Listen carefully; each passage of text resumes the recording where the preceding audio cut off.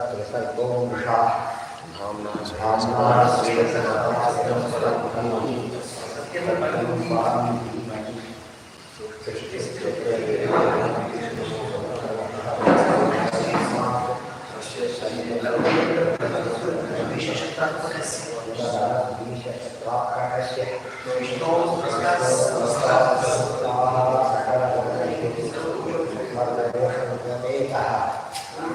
पूर्णानन्दो वैदेयो परमः विद्ये ब्रह्मः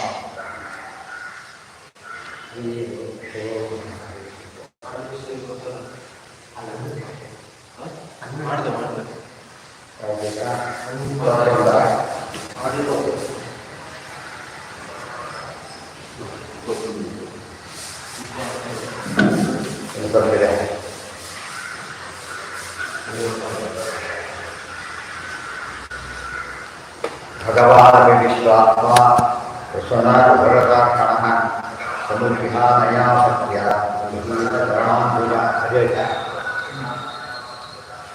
अपक्तसत्युक्तायेन तेषां ब्रह्मदर्शनं वायोः प्रभावकायशो इति प्रकाशसंहितायां भगवानपि विश्वात्मा प्रसन्ना उपहृतार्हणः समुज्जिहानया भक्त्या गृहीतचरणाम्बुजः ಅಪಕ್ವ ಭಕ್ತಿಯುಕ್ತಾಯೇ ಇನ್ನೂ ಭಕ್ತಿ ಪಕ್ವವಾಗದೆ ಹೋಗಿದ್ದರೆ ತೇಷಾಂ ಬ್ರಹ್ಮದರ್ಶನಂ ಅವರಿಗೆ ಅಪರೋಕ್ಷ ಜ್ಞಾನ ಆಗೋದಿಲ್ಲ. ಭಕ್ತಿ ಪೂರ್ಣವಾಗಿದ್ದರೆ ಮಾತ್ರ ಅಪರೋಕ್ಷ ಜ್ಞಾನನೇ ಹೊರತು ಇಲ್ಲಾದರೆ ಪೂರ್ಣ ಅಪರೋಕ್ಷ ಜ್ಞಾನ ಆಗೋದಿಲ್ಲ. ಪ್ರಾಯೋ ಭವತಿ ದುಃಖಸ್ಯ ಸ್ವಭಾವ ಪ್ರಾಯಶೋ ಭವೇತ್.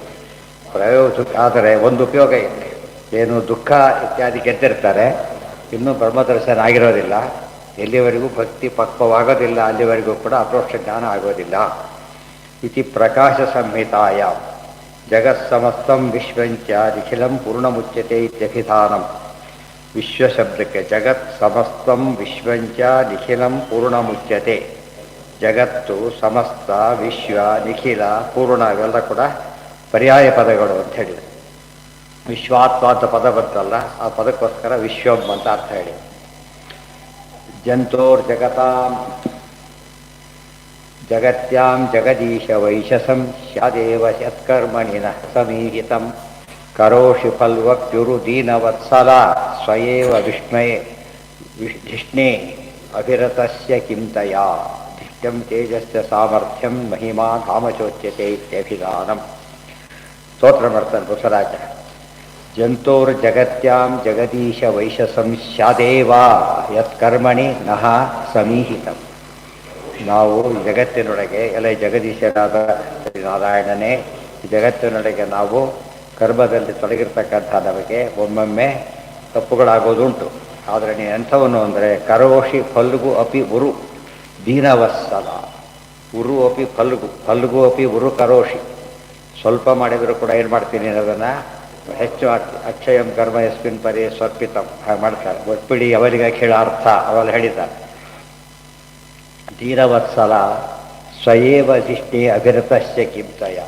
ನಮ್ಮ ಸೇವೆ ಯಾತಕ್ಕೆ ನೀನು ದೊಡ್ಡದು ನಿನಗಲ್ಲ ಅಂತ ಕೇಳಿದರೆ, ನೀನು ಯಾರು? ನೀನು ಸ್ವಯೇವ ಧಿಷ್ಠೆ ಅಭಿರತಸ್ಯ, ಪರಿಪೂರ್ಣನಾದವನು ನೀನು. ನಿನ್ನಲ್ಲಿ ನೀವು ಪರಿಪೂರ್ಣನಾಗಿರೋದ್ರಿಂದ ಉಳಿದವರಿಂದ ಏನೂ ನಿನಗೆ ಆಗಬೇಕಾಗಿಲ್ಲ. ಆದರೆ ಅನುಗ್ರಹ ಮಾತ್ರ ಭಾರಿ ಮಾಡ್ತೀನಿ, ಸ್ವಲ್ಪ ಕೊಟ್ಟರು ಕೂಡ ಭಾರಿ ಅಂತ ತಿಳ್ಕೊಂಡು ಅನುಗ್ರಹ ಮಾಡ್ತೀಯಲ್ಲ ಅಂಥೇಳಿ ಸ್ತೋತ್ರ ಮಾಡ್ತಾರೆ. ಅಲ್ಲಿ ಬಂದಿದ್ದೇನು ಧಿಷ್ಣ್ಯ ಅನ್ನೋ ಪದ ಬಂತು. ಸ್ವಧಿಷ್ಣೆ ಅಂತ ಪ್ರಶ್ನೆ ಬಂದರೆ ಏನು ಧಿಷ್ಣ್ಯ ಅಂದ್ರೇನು? ಧಿಷ್ಣ್ಯಂ ತೇಜಸ್ಯ ಸಾಮರ್ಥ್ಯಂ ಮಹಿಮಾ ಧಾಮ ಚ ಉಚ್ಯತೆ ಇತ್ಯಭಿಧಾನ. ಧಿಷ್ಠ ಶಬ್ದಕ್ಕೆ ತೇಜಸ್ಸು ಅಂತ ಅರ್ಥ ಇದೆ, ಸಾಮರ್ಥ್ಯ ಅಂತ ಅರ್ಥ ಇದೆ, ಮಹಿಮೆ ಅಂತ ಅರ್ಥ ಇದೆ, ಧಾಮ ಅಂತ ಅರ್ಥ ಇದೆ. ಆದ್ದರಿಂದ ಇಲ್ಲಿ ತೇಜಸ್ಸು ಅಂತ ಅರ್ಥ ಮಾಡ್ಕೊಬೇಕು. ದೇವರ ತೇಜಸ್ಸು ತನ್ನಲ್ಲೇ ಇರೋದ್ರಿಂದ ಇನ್ಯಾರನ್ನು ಅವಲಂಬಿಸಿಲ್ಲ. ಅಲ್ಪ ಪುಣ್ಯತ್ವಾನ್ನ ಮದ್ಭಕ್ತಿ ಯೋಗ್ಯಸ್ತ್ವಮಿತಿ ನ ವಕ್ತವ್ಯಂ ಯತಃ ಫಲ್ಗುಪಿ ಗುರು ಕರೋಷಿ ವಾತ್ಸಲ್ಯ ವಿನಾ ವಾತ್ಸಲ್ಯಂ ಸರಿಯಾಪಿ ಕಿಂ ತವ. ಅಲ್ಪ ಪುಣ್ಯತ್ವಾತ್ ನ ಭಕ್ತಿಯೋಗ್ಯ ಭಕ್ತಿಯೋಗ್ಯ ತ್ವಮಿತಿ ನ ವಕ್ತವ್ಯಂ. ಇನ್ನು ಪುಣ್ಯ ಕಡಿಮೆ ಆಗಿರೋದ್ರಿಂದ ನಾನು ಭಕ್ತರಾಗಲಿಕ್ಕೆ ಯೋಗ್ಯನಿಲ್ಲ ಅಂತ ನಮ್ಮನ್ನು ತಿರಸ್ಕಾರ ಮಾಡಬೇಡ. ಯತಕ್ಕೆ ಯಥಾ ಫಲ್ಗು ಅಪಿ ಗುರು ಕರೋಷಿ ವಾತ್ಸಲ್ಯದಿಂದಾಗಿ ನೀನು ಸ್ವಲ್ಪವನ್ನು ಕೂಡ ಭಾಳ ಹೆಚ್ಚು ಅಂತ ತಿಳ್ಕೊಳ್ತೀಯ. ವಿನಾ ವಾತ್ಸಲ್ಯಂ ಶ್ರೀಯಾಪಿ ಕಿಂತವ. ನಿನ್ನ ವಾತ್ಸಲ್ಯ ನಿನ್ನ ದೊಡ್ಡ ಗುಣ ಇಲ್ಲದೆ ಹೋಗಿದ್ದರೆ ಮಹರ್ಷಿ ನಿನಗೆ ಬೇಕಿಲ್ಲ. ಸ್ವರತಳಿ ಅಂದರೆ ವಾತ್ಸಲ್ಯ ಇರೋದ್ರಿಂದನೇ ಹಾಗೆ ಮಾಡ್ತಾನೆ ಪರಮಾತ್ಮ. ದೇವ್ರ ಬಗ್ಗೆ ಕಾಣಬೇಕಾದ ಅತಿ ದೊಡ್ಡ ಗುಣ ಅಂದರೆ ಕಾರುಣ್ಯ. ಗೊತ್ತಾಯ್ತು? ಆ ಕಾರುಣ್ಯವನ್ನು ಇಲ್ಲದೆ ಹೋಗಿದ್ದರೆ ದೇವರಿಗೂ ನಮಗೆ ಕನೆಕ್ಷನ್ ಇರ್ತಾನೆ ಇರಲಿ. ದೊಡ್ಡವರಿಗೂ ನಿಮಗೆ ಕಾಂಟ್ಯಾಕ್ಟ್ ಇರೋದೇ ಹಾಗೆ. ದೊಡ್ಡವರು ಕರುಣೆ ತೋರಿಸ್ತಾ ಹೋದರೆ ಚಿಕ್ಕವರು ಉದ್ಧಾರ ಆಗೋ ಚಾನ್ಸೇ ಇಲ್ಲ. ಎಲ್ಲ ಸ್ಟೇಜಲ್ಲೂ ಕೂಡ ಅಷ್ಟೇ, ಲೌಕಿಕದಲ್ಲಿ ವೈದಿಕದಲ್ಲಿ ಎಲ್ಲ ಏನಾಗಿರಬೇಕು, ಸುಪೀರಿಯರ್ಸ್ ಅನುಗ್ರಹ ಇರಬೇಕು ಯಾವಾಗಲೂ. ಗೊತ್ತಾಯ್ತಾ? ಭಜಂತ್ಯಸ್ಯ ಇದು ಅರ್ಥ ಮಾಡಿಕೊಂಡ್ರೆ ಮಹಾಲಕ್ಷ್ಮಿ ಕೂಡ ಭಕ್ತಳಾಗಿರೋದು ಪರಮಾತ್ಮ ಅನುಗ್ರಹ ಮಾಡ್ತಾ ಇದ್ದಾನೆ ಹೊರತು ತನಗೆ ಅಗತ್ಯ ಇದೆ ಅಂತ ಅರ್ಥ ಅಲ್ಲ. ಆ ಅರ್ಥದಲ್ಲಿ ಇಲ್ಲವೇ ಇಲ್ಲ. ಭಜಂತ್ಯಥ ಸ್ವ, ಅದಕ್ಕೆ ಸ್ವರತ ಶಬ್ದಕ್ಕೆ ಅರ್ಥ ಇದೆ. ಭಜಂತ್ಯಥ ಸ್ವಾಮತೇ ಸಾಧವೋ ಯುಧಸ್ಥ ಮಾಯಾಗುಣ ವಿಭ್ರಮೋದಯಂ ಭವತ್ಪದಾನುಸ್ಮರಣ ಸ್ಮರಣಾದೃತೆ ಸತಾಂ ನಿಮಿತ್ತಮನ್ಯದ್ ಭಗವನ್ನ ವಿದ್ಮಹೇ. ಭಜಂತಿ ಅಥ ತ್ವಾಂ ಅತಃ ಏವ ಸಾಧವಃ. ಸಾಧವಃ ಸಜ್ಜನರು, ಅತ ಏವ ಆದ್ದರಿಂದಲೇ ತ್ವಾಂ ನಿನ್ನನ್ನು ಭಜಂತಿ ಆರಾಧನೆ ಮಾಡ್ತಾರೆ. ಯುಧಸ್ಥ ಮಾಯಾಗುಣ ವಿಭ್ರಮೋದಯಂ, ನೀನೆಂಥವನು? ಯುಧಸ್ಥ ಮಾಯಾಗುಣ, ಯುಧಸ್ಥ ವಿಭ್ರಮ, ಯುಧಸ್ಥ ಉದಯ, ದೇವ್ರ ಮಹಿಮೆ. ಯುಧಸ್ಥ ಮಾಯಾಗುಣ, ದೇವರಿಗೆ ಮಾಯೆ ಇಲ್ಲ ಅಂತ ಮತ್ತೆ ಮತ್ತೆ ಹೇಳ್ತಾರೆ. ಅವಿದ್ಯವ ಕಟ್ಟು ಬಿಡುತ್ತೆ ಅಂತ ಅವ್ರು ಹೇಳ್ತಾರೆ. ಸರಿಯಲ್ಲ. ಯುಧಸ್ಥ ಮಾಯಾಗುಣ ವಿಭ್ರಮ, ಮಾಯಗುಣ ಮಾಯೆ ಇಲ್ಲ ಅಂದರೆ ಪ್ರಕೃತಿಯ ಬಂಧನ ಇಲ್ಲ, ಗುಣ ತ್ರಿಗುಣಗಳ ಬಂಧನ ಇಲ್ಲ, ಆಮೇಲೆ ವಿಭ್ರಮಾದಿಗಳಿಲ್ಲ, ಉದಯ ಇಲ್ಲ, ಯಾವುದೇ ನಿನಗಿಲ್ಲ. ಪರಿಪೂರ್ಣನಾದವನಿಗೆ ಏನು ಹೇಳಿದರೂ ಕೂಡ ದೋಷನೇ. ಉದಯ ಆಗುತ್ತೆ ಅಂದರೆ ಪೂರ್ಣತೆ ಇಲ್ಲ ಅಂತ ಅರ್ಥ ಆಗುತ್ತೆ. ಸೊ ಅದು ವಿಶ್ವೋದಯ, ವಿಶ್ವಕ್ಕೆ ಉದಯ ಆಗಬೇಕೆ ಹೊರತು ದೇವರಿಗೆ ಉದಯ ಬೇಕಿಲ್ಲ.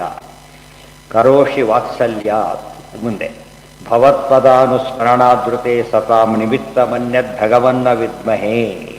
ಅದಕ್ಕೇನೆ ಭಗವತ್ಪದ ನಿಂತ ನೀನೆಲ್ಲ ಕೆಲಸ ಮಾಡ್ತಿದ್ದೀಯ ಅಂದರೆ ಭಗವತ್ಪದ ಅನುಸ್ಮರಣಾತೃತೆ, ನಿನ್ನ ಪಾದಗಳನ್ನು ಮತ್ತೆ ಮತ್ತೆ ಸ್ಮರಣೆ ಮಾಡೋದ್ರ ಹೊರತು ಸಜ್ಜನರಿಗೆ ಸತಾಂ ಸಜ್ಜನರಿಗೆ ನಿಮಿತ್ತ ಮನ್ಯದ್ ಭಗವನ್ನ ವಿದ್ಮೆ, ಬೇರೆ ನಿಮಿತ್ತ ಇಲ್ಲವೇ ಇಲ್ಲ.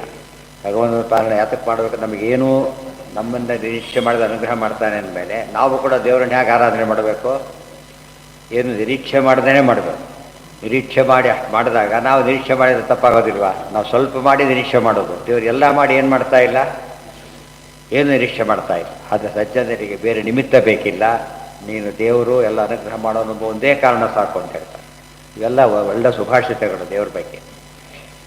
ಭಜಂತ್ಯಥ ತ್ವಾಮತ ಏವ ಸಾಧವೋ ಯುಧಸ್ಥ ಮಾಯಾಗುಣ ವಿಭ್ರಮೋದಯಂ ಭವತ್ಪದಾನುಸ್ಮರಣಾದೃತೆ ಸತಾಂ ನಿಮಿತ್ತಂ ಮನ್ಯತ್ ಭಗವನ್ ನಾ ವಿದ್ಮಹೇ. ಅದಕ್ಕೆ ನಿರ್ನಿಮಿತ್ತಾಂ ನಿರ್ವ್ಯಾಜಾಂ ನಿಶ್ಚಲಾಂ ಸದ್ಗುಣಗಣ ಬೃಹತೀಂ ಶಾಶ್ವತೀಂ ಆಶುದೇವ. ಅಥ ಅನ್ಯಚ್ಚ ಅತಃ ವಾತ್ಸಲ್ಯಾದೇವ, ಹಿಂದಿನ ಕಾರಣ ವಾತ್ಸಲ್ಯನೇ ಪ್ರಧಾನ ಎಂಬುದು ನಿನ್ನ ಗುಣ. ಯಜ್ಞೇಶ್ವರ ಧಿಯಾರಾಜ್ಞ ವಾಗ್ವಿತ್ತಾಂಜಲಿ ಭಕ್ತಿತಃ ಸಭಾಜಿತಾಯಯುಃ ಸರ್ವೇ ವೈಕುಂಠಾನುಗತಾಸ್ತತಃ.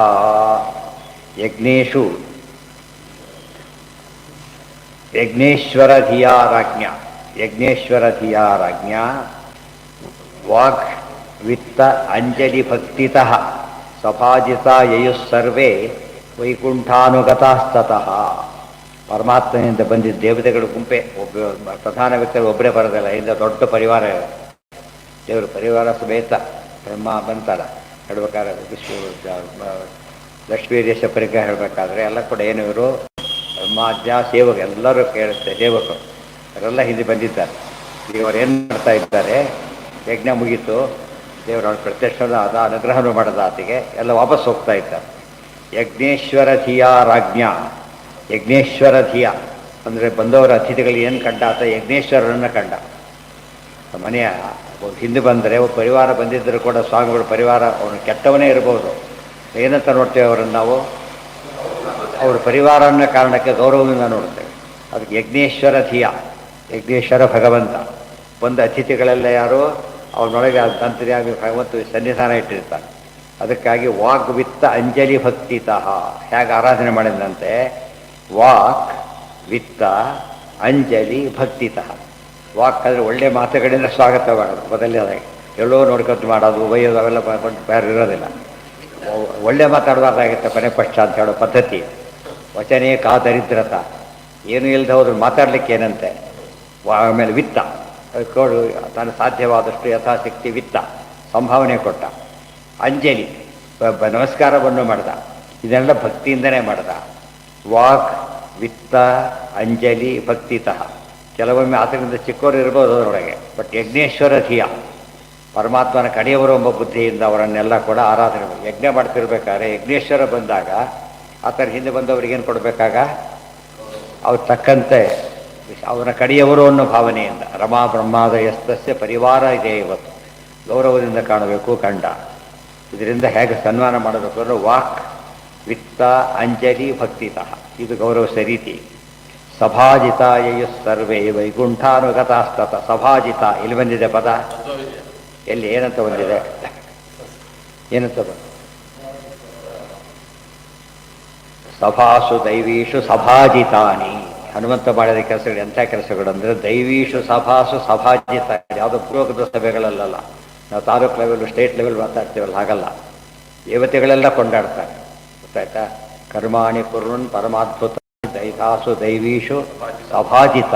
ದೇವತೆಗಳ ಸಭೆಯಲ್ಲಿ ಏನು ಮಾಡ್ತಾ ಇದ್ದಾರೆ, ಹನುಮಂತ ಮಾಡಿದ ಕಾರ್ಯವನ್ನು ಕೊಂಡಾಡ್ತಾ ಇದ್ದಾರೆ. ಏನು ಆಕಾಶ ಕಾರ್ಯದ್ದು ಇದನ್ನು ಮಾಡಿದ್ದೆಲ್ಲ ಏನವು ಬಾಲ್ಯದಲ್ಲೇ ಮಾಡಿದ ಅದ್ಭುತ ಕಾರ್ಯಗಳು. ಅದಕ್ಕೆ ಸಭಾಜಿತ, ಪೂಜಿತ. ಸರ್ವೇ ವೈಕುಂಠಾನುಗತಾಸ್ತತ. ವೈಕುಂಠ ಪ್ರಾಣದ ಪ್ರಾಣ, ವೈಕುಂಠ ಪರಮಾತ್ಮನ ಹಿಂದೆ ಬಂದಿದ್ದರು, ಅವರೆಲ್ಲ ಹಾಗೆ ಜೊತೆಗೊಳ್ಳರು. ಭೂತೇಷು ಹರಿರಿತ್ತೇವ ಹರ್ಯರ್ಪಣಧಿಯಾ ತಥಾ ಸರ್ವಭೂತೇಷು ಚ ಹರೇಹೇ ಪೂಜಾ ಕಾರ್ಯ ಆತ್ಮವೇದಿವಿ ಇತಿ ಪಾದ್ಮೆ. ನೋಡಿ, ಎಕ್ಸ್ಪ್ಲೇನ್ ಮಾಡ್ತಾರೆ ಆಚಾರ್ಯ. ಏನು ಬಂದು ಯಜ್ಞೇಶ್ವರ ಧಿಯಾ ಅಂತ ಬಂತಲ್ಲ, ಅದು ತಾತ್ಪರ್ಯ.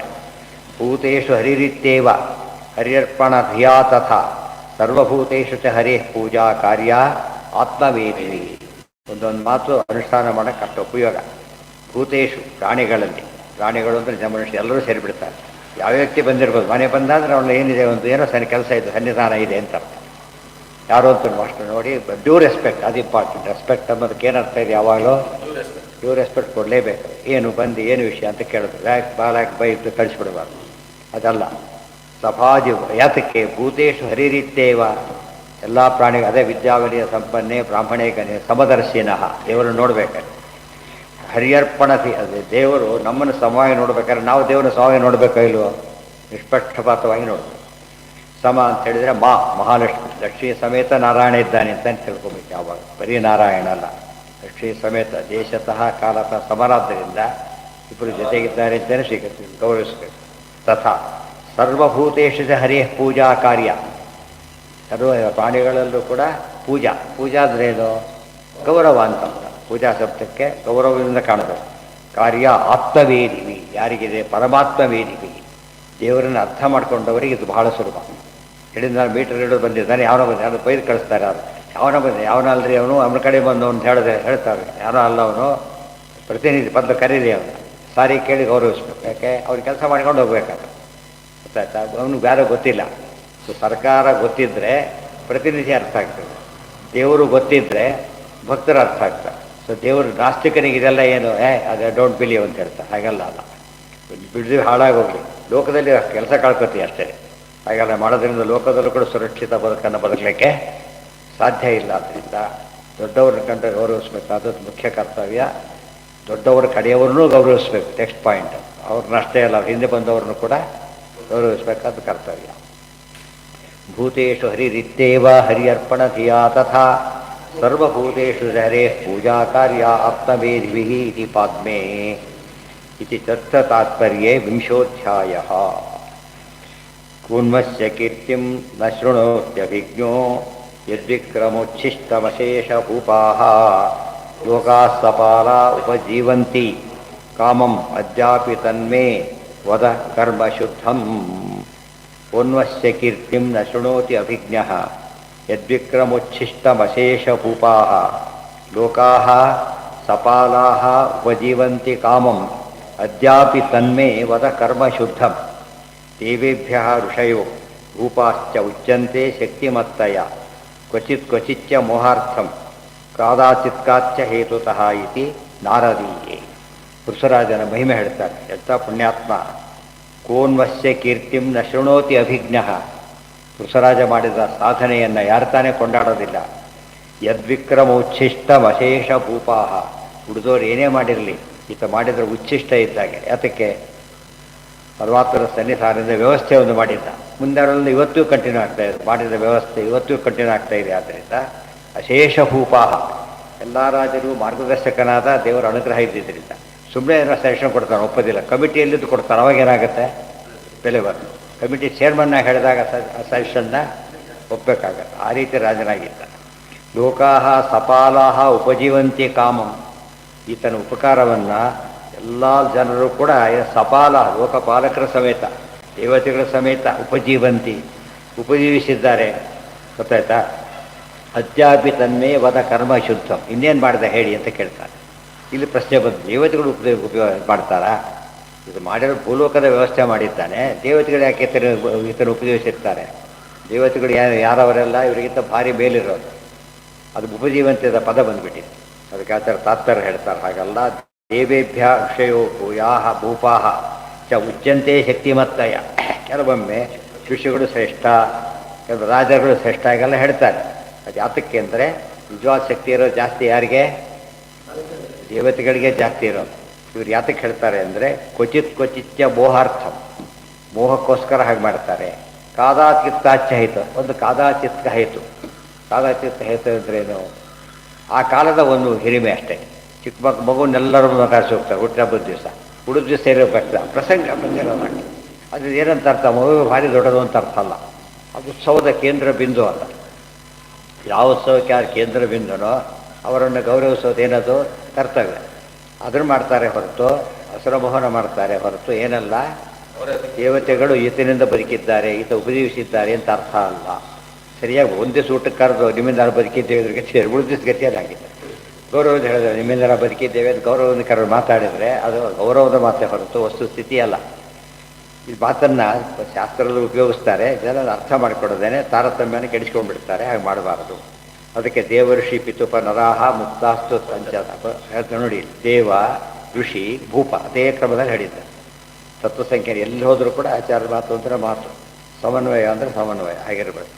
ಇತಿ ನಾರದೀಯೇ ಅಸ್ತಿ ಯಜ್ಞಪತಿರ್ನಾಮ ಕೇಶಾಂಚಿತಿಹ ಸತ್ತವಾಹ ಇಹಾಮುತ್ರ ಚ ಲಕ್ಷ್ಯಂತೆ ಜ್ಯೋತ್ಸ್ನಾವತ್ಯಃ ಕ್ವಚಿದ್ಭುವಃ. ಅಸ್ತಿ ಯಜ್ಞಪತಿರ್ನಾಮ ಕೇಶಾಂಚಿತ್ ಇಹ ಸತ್ತಮಾಹ ಇಹ ಅಮುತ್ರ ಚ ಲಕ್ಷ್ಯಂತೆ ಜ್ಯೋತ್ಸ್ನಾವತ್ಯಃ ಕ್ವಚಿದ್ಭುವಃ. ಪ್ರಕಾಶವದ್ಭುವೋ ದೇವ ಮಾನುಷಾಶ್ಚಾಪಿ ಕೇಚನ ಇತಿ ವಾರಾಹೆ. ಇವರೆಲ್ಲ ಎಂಥವರು ಅಂತ ಕೇಳಿದರೆ, ಇಹಾಮುತ್ರ ಚ ಲಕ್ಷ್ಯಂತೆ, ಇಲ್ಲೂ ಅಲ್ಲೂ ಬೇಕಾಷ್ಟು ಜನ ಇರ್ತಾರೆ.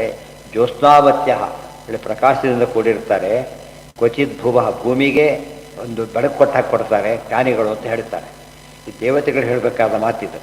ಕೆಲವೊಮ್ಮೆ ಮನುಷ್ಯರೂ ಹೇಳಿಬಿಡ್ತಾರೆ, ಮನುಷ್ಯರಿಗೂ ಹೇಳ್ತಾರೆ. ದೊಡ್ಡ ಸಾಧನೆ ಮಾಡಿದಾಗ ಅಷ್ಟೇ ಹೊರತು ಏನಲ್ಲ. ವಸ್ತುಸ್ಥಿತಿ ಇರೋದು ಆಕಾಶ ಬೆಳಗಬೇಕಾದ್ರೆ ಬೆಳೆದು ಜೋಸ್ತಾದರೆ ಬೆಳೆದಿಂಗಳು ಅಂತ ಅರ್ಥ. ಅದು ಅಲ್ಲಿದೆ ಹೊರತು ಈ ಕಡೆದಲ್ಲ. ಆದರೆ ಇಲ್ಲಿ ದೊಡ್ಡ ಸಾಧನೆ ಮಾಡಿದವರು ಏನು ಮಾಡ್ತಾರೆ? ಇಲ್ಲೂ ಕೂಡ ಗೌರವ ಕೊಡ್ತಾರೆ. ಅದರಿಂದ ಇದೆಲ್ಲ ಯಾಕೆ ಹೇಳ್ತಾರೆ ಅಂದರೆ ಇವರಿಗಿಂತ ಅವರು ಶ್ರೇಷ್ಠ ಅನ್ನೋ ಭಾವನೆ ಬರಬಾರ್ದು. ಯಾರಿಗಿಂತ? ದೇವತೆಗಳಿಗಿಂತ ರಾಜ ಋಷಿಗಳು ಯಾರು ಒಳ್ಳೆ ಮಾತಾಡಿದೆ ಅಂತ ತಿಳ್ಕೊಬಾರ್ದು, ಅದನ್ನು ಏನಂತ ತಿಳಿಬಾರ್ದು. ತಾರತಮ್ಯ ಹೆಚ್ಚಾಗಿದೆ ಅಂತ ತಿಳ್ಕೊಳ್ಳೋಕೆ ಹೋಗಬಾರ್ದು. ರಾಜ್ಯ ಸ್ವರ್ಗ ಅಪವರ್ಗಾಣ ಪ್ರಾಯೇಣೈಕಾತ್ಮಹೇತುತ ದೌಹಿತ್ರಾದಿ ನೃತೆ ಮೃತ್ಯೋ ಶೋಚ್ಯಾನ್ ಧರ್ಮ ವಿಮೋಹಿತಾನ್ ಏಕಾತ್ಮ ಹರಿರುದ್ದಿಷ್ಟ ಪ್ರಧಾನತ್ವ ಸಮಸ್ತತಃ ಪ್ರಾಯ ಇತ್ಯವಧಾರಣಾಕ್ಷೇಪ. ರಾಜ್ಯ ಸ್ವರ್ಗ ಅಪವರ್ಗಾಣ ಪ್ರಾಯೇಣ ಏಕಾತ್ಮಹೇತುತ ದೌಹಿತ್ರಾದೀನ್ ಋತೆ ಮೃತ್ಯೋ ಶೋಚ್ಯಾನ್ ಧರ್ಮ ವಿಮೋಹಿತಾನ್. ಕೆಲವರೆಲ್ಲ ಧರ್ಮ ವಿಮೋಹಿತರಾಗ್ತಾರೆ. ಅದು ಯಾತಕ್ಕೆ? ನಿಜವಾಗಲೂ ರಾಜ್ಯ ಸ್ವರ್ಗ ಅಪವರ್ಗ ಸಾಧನೆ ಮಾಡಿದ್ದಾರೆ. ಈಗ ಜನ ಏನು ತಿಳ್ಕೊಂಡ್ಬಿಡ್ತಾರೆ? ಅದನ್ನು ವಿಮೋಹಿತರಾದವರೆಲ್ಲ ಇವರೇ ಭಾರಿ ದೊಡ್ಡವರು ಅಂತ ತಿಳ್ಕೊಂಡ್ಬಿಡ್ತಾರೆ. ಅದು ತಿಳ್ಕೊಬಾರದು. ಏಕಾತ್ಮ ಹೇತುನ, ಪರಮಾತ್ಮ ಒಡಗಿದ್ದಾನೆ. ದೇವರಿಗೆ ಏಕಾತ್ಮ ಅಂತ ಹೇಳ್ತಾರೆ. ಏಕಾತ್ಮ ದೇವರ ಅನುಗ್ರಹದಿಂದ ಆಯ್ತೆ ಹೊರತು ಆಗ್ತಿರಲಿಲ್ಲ. ದೌಹಿತ್ರಾದಿ ನೃತೆ ಮೃತ್ಯೋಹೋ ಶೋಚ್ಯ. ದೌಹಿತ್ರಾದಿ ನೃತೆ ಮೃತ್ಯುವರೆಲ್ಲ ಶೋಚ್ಯರು. ಆ ರೀತಿ ಯಾರು ಪೂಜೆಗೆ ಅರ್ಹರಲ್ಲ, ಹೆಚ್ಚು ಪೂಜೆಗೆ ಅರ್ಹರಲ್ಲ. ಅವರನ್ನು ಪೂಜ್ಯರು ಅಂತ ತಿಳ್ಕೊಂಡ್ಬಿಡ್ತಾರೆ. ಇವ್ರ ಬಗ್ಗೆ ಅವನು ಶೋಚ್ಯರು. ಇವರು ಮೂರ್ಖರು ಅಂತ ಅರ್ಥ ತಿಳ್ಕೊಳ್ಳೋದಕ್ಕೆ ಹೋಗ್ಬಾರ್ದು. ಇವತ್ತು ಅದಕ್ಕೇನೆ ಸರ್ಕಾರದ ವ್ಯವಸ್ಥೆ ಇದೆ. ಇವತ್ತು ಅಧಿಕಾರಿಗಳು ಏನೋ ಕೆಲಸ ಮಾಡಿಕೊಡ್ತಾರೆ ಅಂತ ತಿಳ್ಕೊಂಡು ಅವ್ರನ್ನ ಭಾರಿ ಹೊಗಳೋದಿಲ್ಲ. ಏನು ಮಾಡ್ತಾರೆ ಅವ್ರನ್ನ ಗುಡ್ ಅಂತ ಹೇಳ್ತಾರೆ ಹೊರತು ಏನು ಮಾಡೋದಿಲ್ಲ. ಇವನಿಂದನೇ ಎಲ್ಲ ಆಯಿತು ಅಂತ ಹೇಳೋದಿಲ್ಲ. ಯಾತಕ್ಕೆ? ಅಧಿಕಾರ ಇಲ್ಲದ ಹೊರ ಮಾಡಕ್ಕೆ ಬರ್ತಿರಲಿಲ್ಲ. ಅಧಿಕಾರ ಇವೊಂದಲ್ಲ, ಅಧಿಕಾರ ಕೊಟ್ಟಿದ್ದ ಅಧಿಕಾರ. ಅರ್ಥ ಆಯ್ತಾ? ಈಗ ಅದು ಪೀಠ ಮರ್ಯಾದೆ, ಸ್ಥಾನ ಮರ್ಯಾದೆ, ಇವೆಲ್ಲ ಒಂದು ವ್ಯವಸ್ಥೆ ಇರುತ್ತೆ. ಅದಕ್ಕೆ ಗೌರವ ಕೊಟ್ಟರೆ ಏನಂತ ತಿಳ್ಕೊಬಾರ್ದು ಆತೀಗ? ತನ್ನ ವೈಯಕ್ತಿಕ ಅಂತ ತಿಳ್ಕೊಳಕ್ಕೆ ಹೋಗಬಾರ್ದು. ಯಾತಕ್ಕೆ? ದೊಡ್ಡ ಸಾಧನೆ ಹಿನ್ನೆಲೆಯಲ್ಲಿ ಗೌರವ ಕೊಡ್ತಾರೆ. ಅದು ಬಿಟ್ಟು ಇವನೇ ದೊಡ್ಡವನು ಅಂತ ತಿಳ್ಕೊಂಡ್ಬಿಡ್ತಾರೆ. ಅವರೆಲ್ಲ ಶೋಚ್ಯರು ಅಂತ ಹೇಳ್ತಾರೆ. ಶೋಚ್ಯರು ಅಂದರೆ ಹೊಗಳಿಕೆ ಇರೋದು ತಪ್ಪಲ್ಲ, ಮಿತಿ ಮೀರಬಾರ್ದು. ಮಿತಿ ಮೀರದ ಹೊಗಳಿಕೆ ಇವ್ರು ಮಾಡಬಾರ್ದು. ಜನರಲ್ಲಿ ಅವ್ರು ಮಾಡಿದಾಗ ಅವರೇನು ನಾನೇ ದೊಡ್ಡವನು ತಿಳ್ಕೊಳ್ಳೋ. ಅದಕ್ಕೆ ಹೇಳ್ತಾರೆ ಧರ್ಮ ವಿಮೋಹಿತ. ಅವರೆಲ್ಲ ಮೋಹಿತರಾಗಿ ಬಿಡ್ತಾರೆ. ಆದ್ದರಿಂದ ಎಂದೂ ಕೂಡ ಏನಾಗಬಾರ್ದು, ತಪ್ಪು ತಿಳುವಳಿಕೆ ಹೊಂದಬಾರ್ದು. ಹಾಗೆಲ್ಲ ಹೇಳ್ತಾರೆ. ದೌಹಿತ್ರ ಅಲ್ಲಿ ಏನಂದರೆ ಇಲ್ಲಿ ದೌಹಿತ್ರ ಯಾರಿಗೆ? ಮೃತ್ಯುವಿಗೆ ದೌಹಿತ್ರ ಇದೆ ಬಂತಲ್ಲ ಹಿಂದೆ ಕಥೆ. ಯಾರ ಮಗ ಈತ? ವೇರಣ ಮಗ. ವೇರಣ ತಾಯಿ ಯಾರು? ಸುನೀತಾ. ಅವಳು ಯಾರು? ಅವಳು ಮೃತ್ಯುವಿನ ಮಗಳು. ಗೊತ್ತಾಯ್ತಾ? ಆದ್ದರಿಂದ ಮಾತಾಹ ನವರತ ಅಂತ ಹೇಳಿದರು. ದೌಹಿತ್ರಾದಿ ನೃತೆ ಮೃತ್ಯೋಹೋ ಶೋಚ್ಯ ಮೃತ್ಯೋಹೋ ದೌಹಿತ್ರ.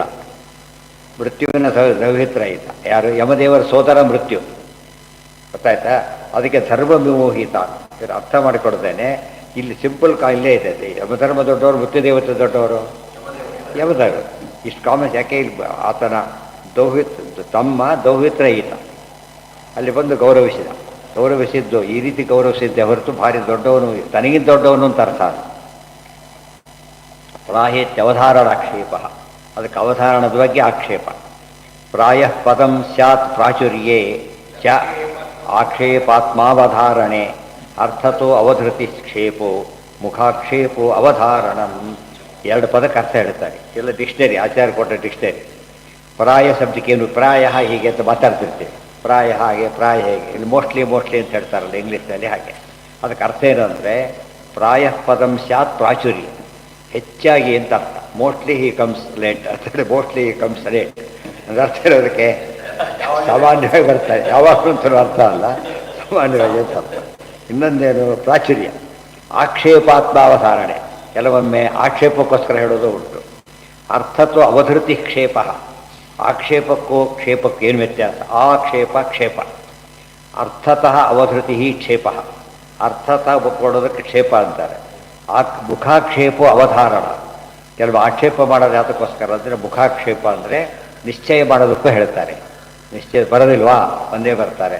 ಲೇಟಲ್ಲ ಇದು ಹೇಳೋ ಉದ್ದೇಶ ಉಂಟು.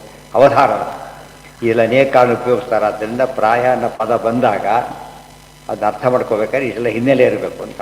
ಇತೀಚ ಅಸೌ ಇಹಾನೇಕ ಗುಣಾಧ್ವರೈ ಸತಾ ಪೃಥಗ್ ವಿಧೈರ್ದ್ರವ್ಯ ಗುಣಕ್ರಿಯೋಕ್ತಿಭಿ ಸಂಪದ್ಯತೆ ಅರ್ಥಾಶಯಲಿಂಗನಾಮಭಿರ್ ವಿಶುದ್ಧ ವಿಜ್ಞಾನ ಘನಸ್ವರೂಪತಃ ಸಂಪದ್ಯತೆ ಪ್ರಾಪ್ಯತೆ. ಇವೆಲ್ಲ ಯಾತಕ್ಕೆ ಬರುತ್ತೆ ಅಂದರೆ ಅಸೌ ಇಹ ಅನೇಕ ಗುಣ ಅಧ್ವರೈ ಸತಾ ಪೃಥಕ್ ವಿಧೈ ದ್ರವ್ಯ ಗುಣ ಕ್ರಿಯೋಕ್ತಿಭಿ ಸಂಪದ್ಯತೆ ಅರ್ಥಾಶಯಲಿಂಗ ನಾಮಭಿರ್ ವಿಶುದ್ಧ ವಿಜ್ಞಾನ ಘನಸ್ವರೂಪತಃ. ಅಸೌ ಇಹ ಅನೇಕ ಗುಣಾಧ್ವರೈ. ಒಂದು ಹಿರಿಮೆ ಬರಬೇಕಾದ್ರೆ ಅನೇಕ ಗುಣಗಳಿಂದ ಕೂಡ ಯಾಗಗಳನ್ನು ಮಾಡೋದು. ಕ್ಷತ್ರಿಯರಿಗೆ ಒಂದಿಲ್ಲ ಯಜ್ಞ, ಇಲ್ಲ ಯುದ್ಧ. ಯುದ್ಧ ಇಲ್ಲದಾಗ ಯಜ್ಞ ಬಂದಾಗ ಯುದ್ಧನೂ ಯಜ್ಞ. ಈ ರೀತಿ ಮಾಡೋದು. ಅದ್ರ ಎಂಗೇಜ್ ಆಗಿರ್ಬೇಕು. ಅವ್ರು ಪಾಠ ಪ್ರವಚನ ಅಂತೀವಲ್ಲ ಹಾಗೆ ಅವರಿಗೆ ಯಜ್ಞ ಇದು. ಅದೇ ಅವರ ಬೆಳವಣಿಗೆ ಕಾರಣ. ಯಜ್ಞ ಮಾಡೋದ್ರಿಂದ ಸಮಾಜಕ್ಕೆ ಬಹಳ ಉಪಯೋಗ. ದೇವತೆಗಳ ಆರಾಧನೆ ಆಯಿತು, ಮಳೆ ಬರುತ್ತೆ. ಯುದ್ಧ ಮಾಡಿ ದುಷ್ಟರನ್ನು ಕೊಳ್ಳೋದು. ಎಲ್ಲರನ್ನ ಯಾವಾಗಲೂ ಗಮನಿಸಿರ್ಬೇಕು. ಇವರು ಪಾಠ ಪ್ರವಚನ ತಿಳಿಯೋದು ಹೇಳೋದು ಇದನ್ನು ಪ್ರಸಾರ ಮಾಡೋದು. ಈ ಕೆಲಸ ಮಾಡ್ತಿದ್ರೆ ಅವರು ಬದುಕ್ತಾರೆ, ಸಮಾಜ ಬದುಕುತ್ತೆ. ಅದು ಹೇಗಿರಬೇಕು? ವಿವಿಧೈಹಿ ದ್ರವ್ಯ ಗುಣ ಕ್ರಿಯಾಪ್ತಿ. ದ್ರವ್ಯ ಇರಬೇಕು, ಒಳ್ಳೆ ಯಜ್ಞಕ್ಕೆ ತಕ್ಕಂತೆ ದ್ರವ್ಯ ಇರಬೇಕು. ಗುಣ ಅಂದರೆ ಕ್ವಾಲಿಟಿ ಇರಬೇಕು. ಕ್ರಿಯಾ ಕಾರ್ಯಗಳನ್ನು ನಡಿಬೇಕು.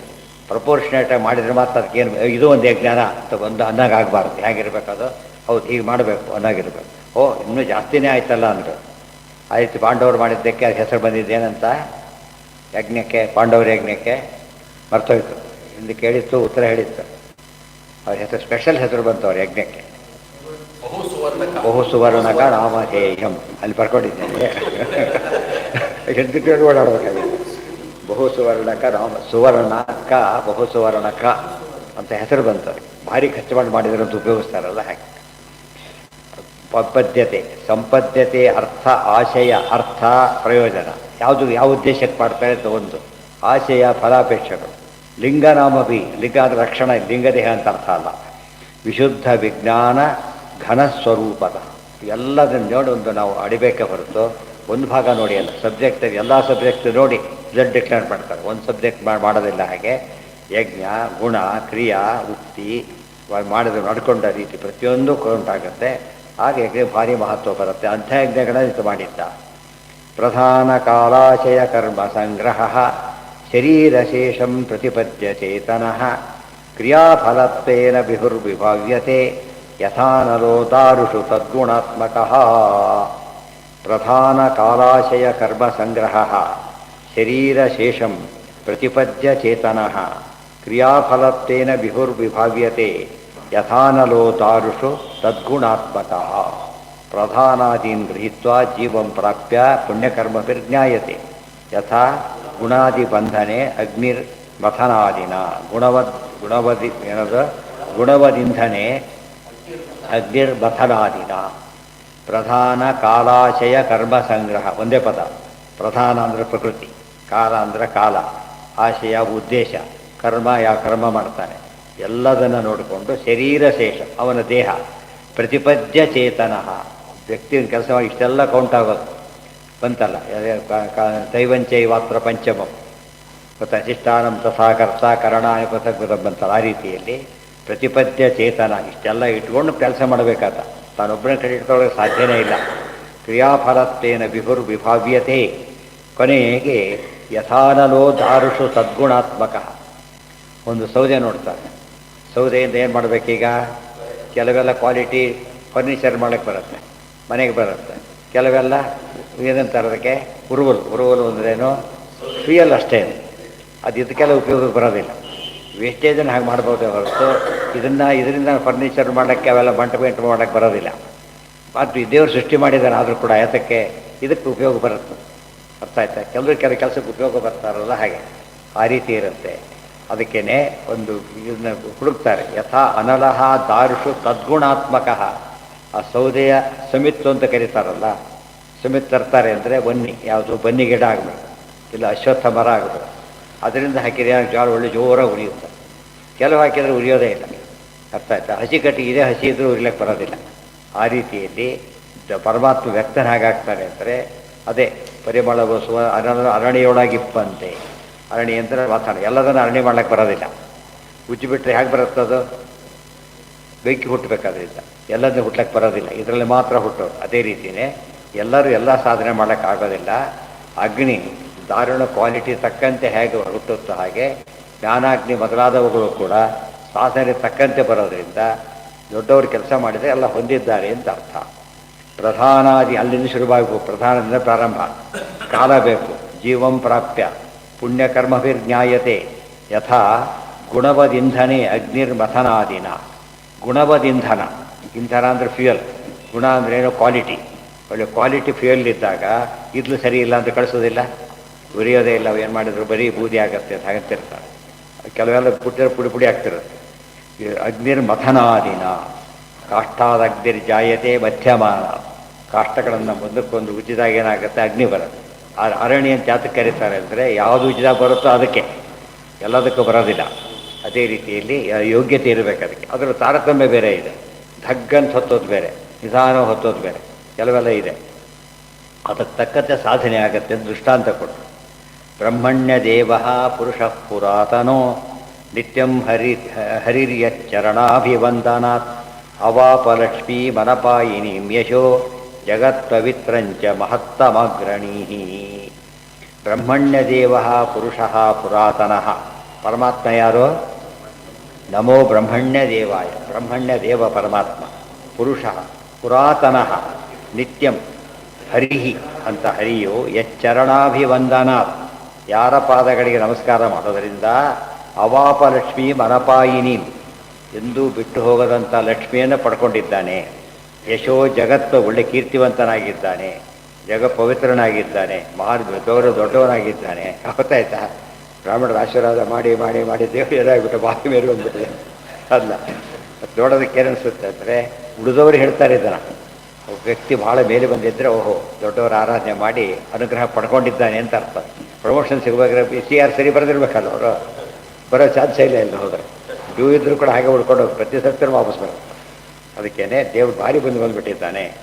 ಹರಿರಿಂದ್ರೋ ಯಚ್ಚರಣಾಭಿವಂದನ ಧನಪಾಯಿನೀಂ ಲಕ್ಷ್ಮೀ ಭವಾಪ ಸೋಪಿ ವಿಷ್ಣುರ್ಬ್ರಾಹ್ಮಣ ಪ್ರಿಯ.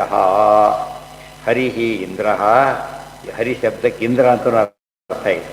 ಯಾರ ಚರಣಾಭಿವಂದನದಿಂದ ಅತ್ತ ಸಂಪತ್ತನ್ನು ಪಡೆದಿದ್ದಾನಲ್ಲ, ಸೋಪಿ ವಿಷ್ಣುರ್ ಬ್ರಾಹ್ಮಣ ಪ್ರಿಯ. ಇದು ಬ್ರಹ್ಮಣ್ಯ ದೇವ ಅಂತ ಹೇಳಿದರೆ ಬ್ರಾಹ್ಮಣರಿಗೆ ಪ್ರಿಯ ಅಂತ ಅರ್ಥ ಮಾಡಬೇಕೇ ಹೊರತು ಏನಂತ ಅರ್ಥ ಮಾಡಬಾರ್ದು.